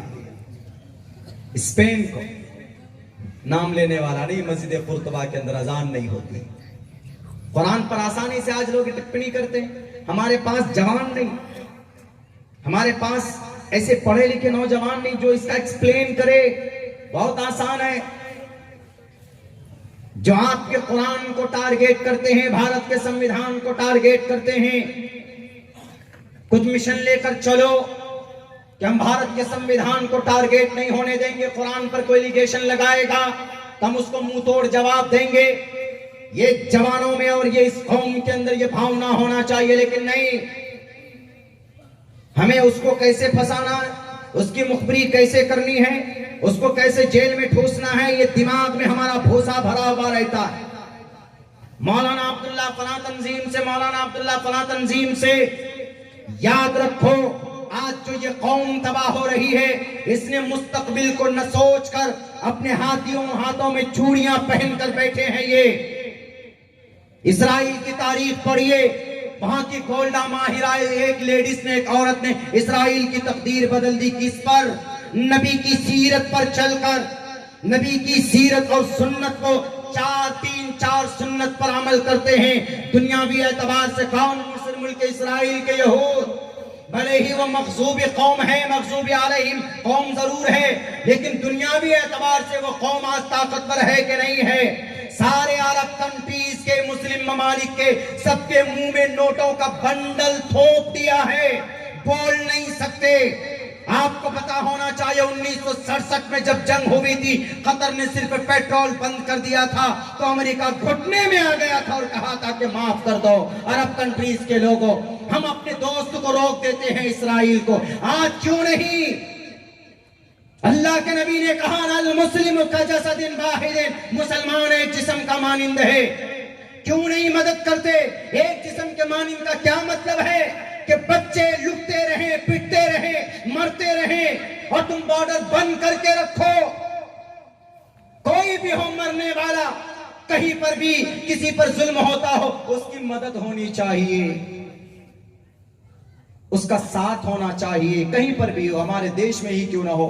आप देखेंगे हमारे देश के अंदर में कहीं कहीं पर ये केरला में कुछ दिनों पहले सैलाब आया था, तो कितनी मेहनत करके लोग, हम भी बिहार से पहुंचे थे कुछ फंड लेकर, आपके खुद गोधरा के अंदर में पानी आया, सैलाब आया, तो नहीं देखा गया कि कौन मुस्लिम है कौन हिंदू है। नट्टू भाई भी थे, आप में से भी बहुत सारे नौजवान थे, आप में से भी बहुत सारे एक्टिविस्ट थे जो पानी में घुस करके घरों में जा जा करके उनकी मदद कर रहे थे। क्यों? इसका मतलब इंसानियत का रिश्ता, इसका मतलब ही ये होता है इंसानियत के रिश्ते का कि अगर कोई परेशानी में है तो उसकी मदद करो। लेकिन दुनिया मदद नहीं कर रही है उस पट्टी की, उस गजा की।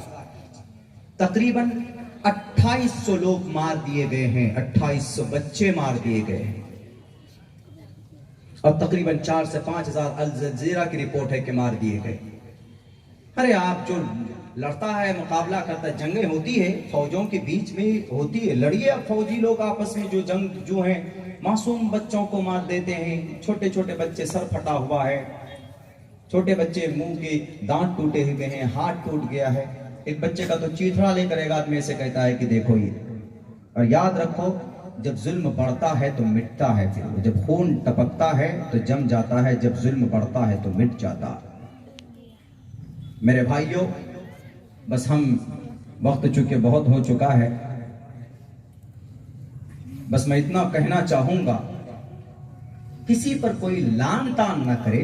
कोई अच्छा काम कहीं पर होता है, सपोर्ट कीजिए, कदम बढ़ाकर उसको मजबूत कीजिए, और कोई किसी को परेशान करने की कोशिश ना करे। हमारे ही बुरे आमाल की वजह से हमारे माइनॉरिटी के लोग परेशान हो जाते हैं।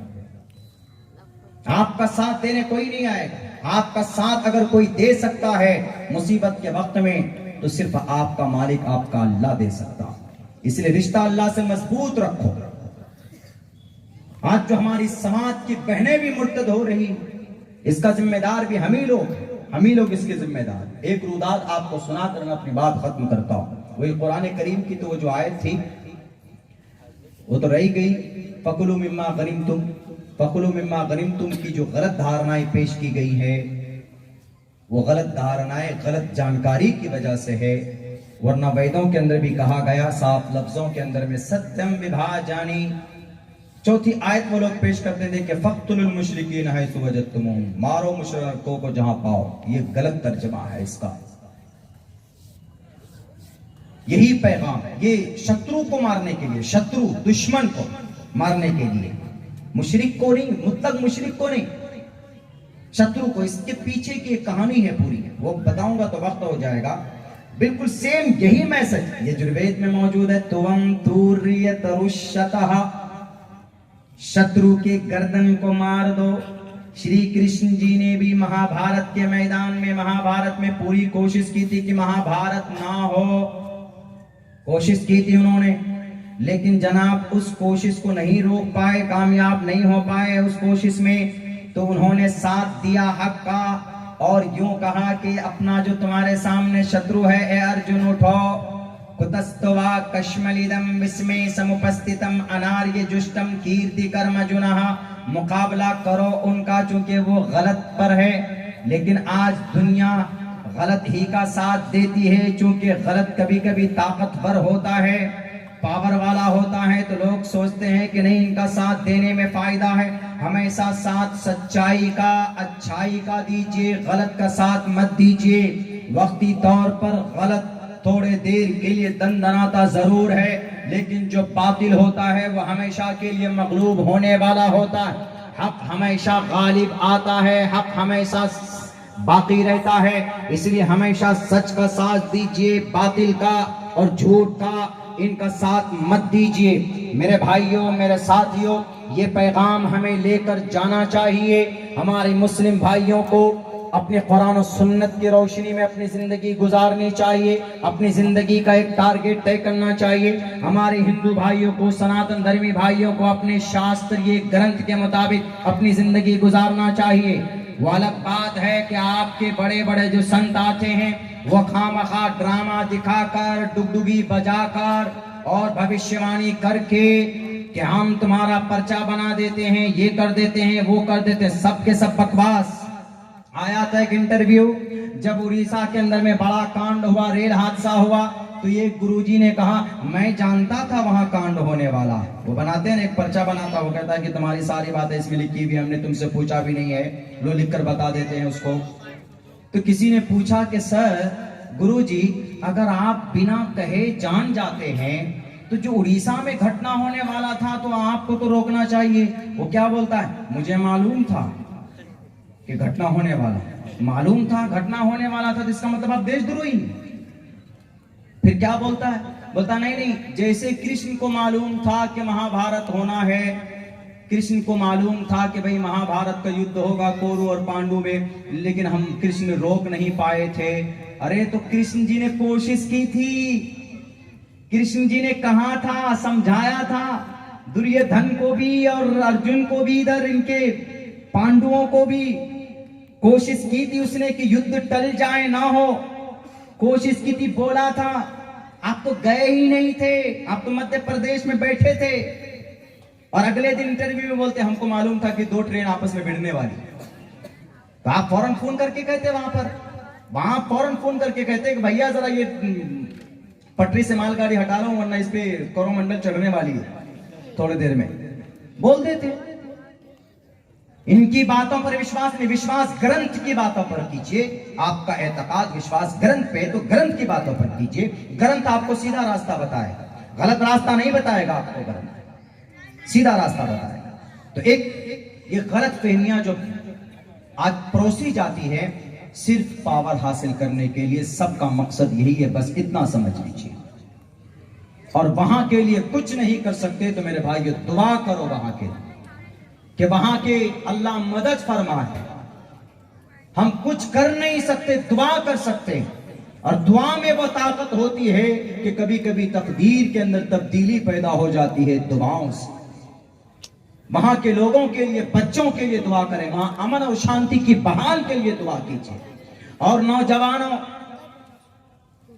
और गोदरा वालों, यकीनन आपका फैज पूरे भारत में जाता है मदरसे के ताल्लुक से।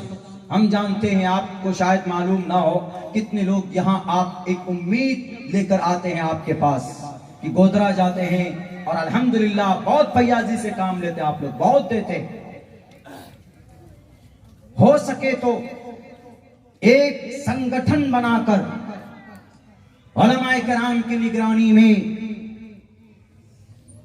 दीनी और दुनियावी दोनों एतबार से मदारिस की निगरानी, स्कूल, कॉलेजेस, दुनियावी एतबार से जो तालीमात है उस मैदान में भी अपने बच्चों को आगे बढ़ाइए। मैं क्यों कह रहा हूं ये बात, भिवंडी में एक लड़की, वो लड़की एक हिंदू से शादी कर लेती, खबर पहुंचती वहां की तंजीम को, तंजीम वाले पहुंचते हैं, कहते हैं कि बेटी तुमने शादी कर ली एक गैर मोमिन से, तुमको पता है कि भाई मुर्तद होने की क्या सजा है। उस बच्ची ने क्या कहा, उस बच्ची ने कहा कि मौलाना सदर साहब, मौलाना साहब आप आ जाए हैं हमारे पास। हाँ, मैंने उससे निकाह किया है उस लड़के से, और वो हिंदू है, मैं मुस्लिम हूं अभी भी, ना तो मैंने अपना धर्म बदला है ना तो उसने बदला है। तो उसने कहा कि ये नाजायज है, उन आलिम साहब ने कहा कि ये नाजायज है, ये हराम है, ये इस्लाम में जायज नहीं है। तो उस लड़की ने कहा कोई बात नहीं, मैं जानती हूं, सब कुछ जानती हूं। मौलाना साहब ने कहा कि अगर तुमने इर्तिदाद को अपना लिया, मुर्तद हो गई है तुम, अगर तुम हिंदू हो गई हो, तो पता है कि कितना खतरनाक सजा है इस्लाम में, शरीयत में इसकी क्या सजा है, सुनकर तुम कांप जाओगी। वो कहती है मैं सब जानती हूँ, आई एम ग्रेजुएटेड, मैं पढ़ी लिखी हूँ, जाहिल नहीं हूँ। कहा तो फिर इतना बड़ा कदम क्यों उठाया। कहा कि सदर साहब, मौलाना साहब या सेक्रेटरी साहब जो भी थे वो आज आप आए हैं हमारे पास, आज इस वक्त में आए हैं। जिस लड़के से मैंने शादी की है वो लड़का मेरे साथ, मेरे घर के साथ, मेरे परिवार के साथ पिछले 10 साल से खड़ा है, हर मुसीबत में, हर परेशानी में। तो क्या हुआ, मदद की उसने, तो तुमने निकाह कर लिया। कहा निकाह ऐसे नहीं किया हमने, मैं पिछले 13 साल से निकाह के इंतजार में हूं। कि मेरे पास कोई अच्छा रिश्ता आए तो मैं निकाह करूं, कोई मुस्लिम लड़का आए, 2-4 आए भी तो उनका डिमांड इतना था कि हम दे नहीं सकते थे। क्यों? मैं जब छोटी थी उसी वक्त मेरे अब्बा का इंतकाल हो गया और मेरे पीछे मेरी बहन और मेरे छोटे भाई को छोड़कर गए। मेरी माँ है जो बीमार है, इसको दवाई की जरूरत होती है, महीने में इनको 4-5 हजार रुपए की दवाई इनको देना पड़ता है, और फिर रूम रेंट है, बहुत सारे अखराजात हैं। और पिछले 15 साल से मेहनत और मशक्कत करके मेरी माँ की जब तक हिम्मत थी उन्होंने मुझे यहाँ तक पहुँचाया।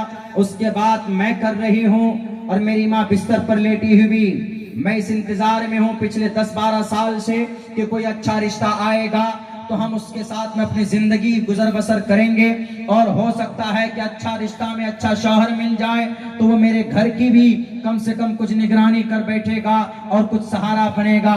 लेकिन सदर साहब, मौलाना साहब, आपको मालूम है जो भी आता था मुझे देखने के बाद पसंद तो कर लेता था, लेकिन डिमांड ये रखता था कि भाई हम पैसे कैश में इतना लेंगे, हम 3 लाख रुपए हमें चाहिए, या हमें 5 लाख रुपए चाहिए, हमको फला गाड़ी चाहिए, हमको जहेज में ये चाहिए, हमको वो चाहिए। एक तो हमारा गार्जियन नहीं है, एक तो हमारे वालिद मोहतरम नहीं है, माँ है वो भी बीमार है, कमजोर है, कहाँ से हम दे सकते थे।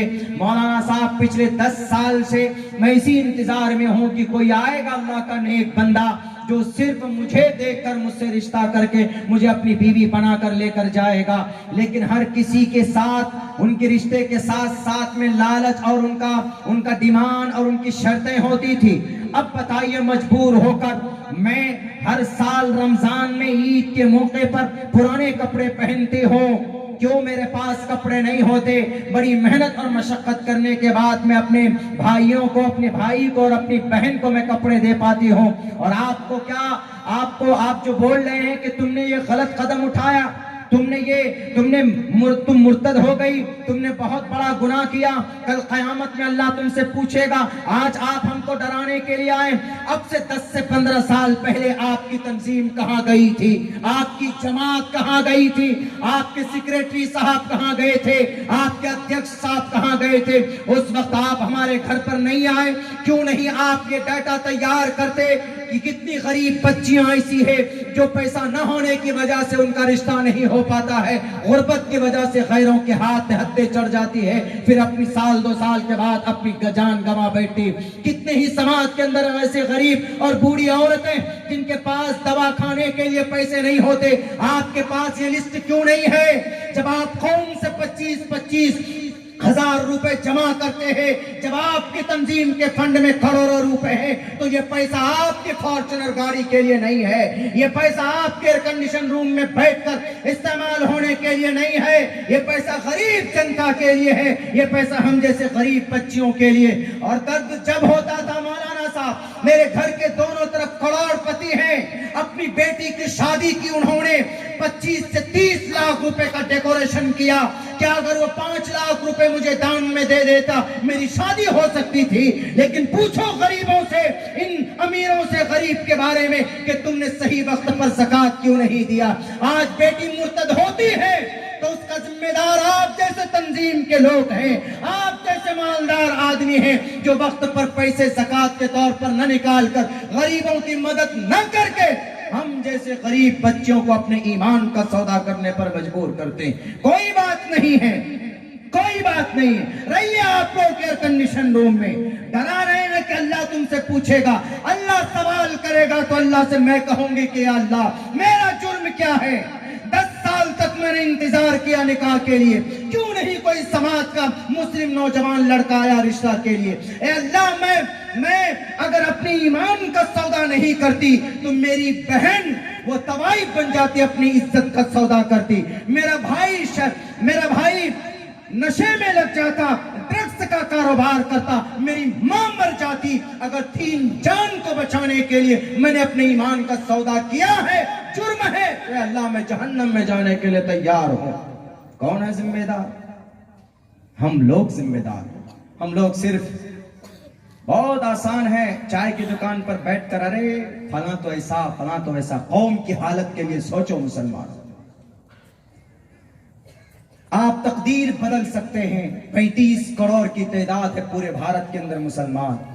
एक एक रुपए अगर एक दिन भी जमा करेंगे 10 करोड़ मुसलमान, तो एक दिन में 10 करोड़ रुपए जमा हो सकता है कि नहीं? एक महीने में तकरीबन 350 करोड़ रुपए जमा, 3500 करोड़ रुपए जमा हो सकता है एक महीने में। कितना रुपए देना?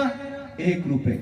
और फिर पता है एक महीने के अंदर में अगर 3500 करोड़ रुपए जमा हो जाए, ईमानदारी से बताइए, न हमारे आइम्मा को तकलीफ हो सकती, इमाम को भी तनख्वाह दिया जा सकता है, मदरसे भी चलाए जा सकते हैं, मकतब भी चलाए जा सकते हैं, गरीब बच्चों की शादी भी हो सकती है। और फिर ताकि उन बच्चों की सही वक्त में शादी हो जाए, उनकी निगरानी देखभाल हो जाए, तो अपने ईमान का सौदा ना करे। हो सकता है कि नहीं हो सकता? आज मेडिकल साइंस कॉलेज नहीं है, MBBS कॉलेज नहीं है, बड़ी हायर स्टडीज के लिए हमारे पास इंस्टीट्यूशंस नहीं है। अगर इस तरह का सिस्टम बन जाए, अल्लाह करे, तो हम उन पैसों से इस देश के अंदर बड़ी से बड़ी यूनिवर्सिटी कायम कर सकते हैं, जहां पर बुर्के में हमारी बच्चियां जाकर डॉक्टरेट की तालीम हासिल करें। आज है किसी तंजीम, कोई बताए हमारे मुस्लिम तंजीम में कि नहीं जनाब वहां पर मुस्लिम MBBS है, मुस्लिम बच्चियां पढ़ सकती हैं पर्दे में? है? नहीं है। क्या किया? खाया मटन चिकन, बस, और कुछ नहीं किया। ये जो हमने आपके सामने कारगुजारी पेश की, ये सिर्फ एक है। आपके गुजरात के अंदर 2500 बच्चियां मुर्तद हुई है सन 2020 के अंदर, सिर्फ 2500 बच्चे सिर्फ आपके गुजरात के अंदर, और भी स्टेट के अंदर हुई। कौन जिम्मेदार? हम लोग जिम्मेदार, सब कौम का एक एक तबका जिम्मेदार। इसीलिए अल्लाह से दुआ कीजिए कि अल्लाह कोई ऐसा निजाम बनाए। सोच रहा हूं, मैं कोशिश कर रहा हूं इंडिया लेवल पर, वही उसको वहां नूह मेवात में जो जुनेद और नासिर को मारा गया, मैंने रिपोर्ट ली है, 6 बच्चे उसके छोटे छोटे। उसकी बीवी कहती है कि शुरू में तो कुछ पैसा मिला, कुछ लोग आए दे दिया, लेकिन अब मैं जाती हूँ गांव में, कुछ लेकर आती हूँ कुछ लोगों से, तब जाकर हमारा चूल्हा जलता है। कहां सो गए मुसलमान करोड़पति लखपति? उनके घर में तनहा वो लोग कमाने वाले। क्या 2000 रुपए मिलकर नहीं दे सकते महीने में हम? कौन जिब्राइल आएंगे? उमर फारूक की जिंदगी से सबक नहीं मिलता है? हमारे दानिश्वर, हमारे उलमा को आगे आना होगा। मस्जिद के मिंबर पर बैठकर, मदरसे पर बैठकर, यकीनन आपकी बड़ी कुर्बानी है, जरूरी है आपके लिए मिंबर पर बैठकर सही बातें बताना और मदरसे के अंदर में उलमा पैदा करना, लेकिन कौम को सही डायरेक्शन देना भी आपकी जिम्मेदारी, बिकॉज यू आर वारिसे अंबिया। मेरे से आपका इख्तिलाफ हो सकता है, हो कीजिए, लेकिन आप उमर फारूक की जिंदगी बयान कीजिए। उमर फारूक कंधे पर अनाज का गल बोरियां लेकर जाते थे। कौन गरीब है जिसके घर में चूल्हा नहीं जलता था तो फौरन पहुंचाते। इमाम हुसैन के नाम पर बड़ी तकरीरें हम करते हैं, अब बड़े जुलूस तो हम निकालते हैं, लेकिन इमाम हुसैन रजी अल्लाह ताला अन्हु का एक नाम अबुल मसाकीन था। मिस्कीनों के घर में 2 वक्त की रोटी न हो तड़पते थे, जा जाकर अनाज पहुंचाते थे, आटा पहुंचाते थे, जौ पहुंचाते थे, खजूर और घी पहुंचाते थे। ऐसे नहीं है। इसीलिए तब्दीली लानी होगी मुसलमानों, सोशलिस्ट बनना होगा, हर आदमी को अपनी जिम्मेदारी समझनी होगी। अल्लाह से दुआ कीजिए कि अल्लाह तबारक व तआला हम तमाम मुसलमान भाइयों को कहने सुनने से ज्यादा उस पर अमल की तौफीक अता फरमाए। बहुत बहुत शुक्रिया कमेटी का, एक एक फर्द का, नौजवानों का, आप सबका। अल्लाह से दुआ है कि अल्लाह कहने सुनने से ज्यादा अमल की तौफीक अता फरमाए। बहुत बहुत शुक्रिया। जज़ाकल्लाह। अस्सलामु अलैकुम व रहमतुल्लाह।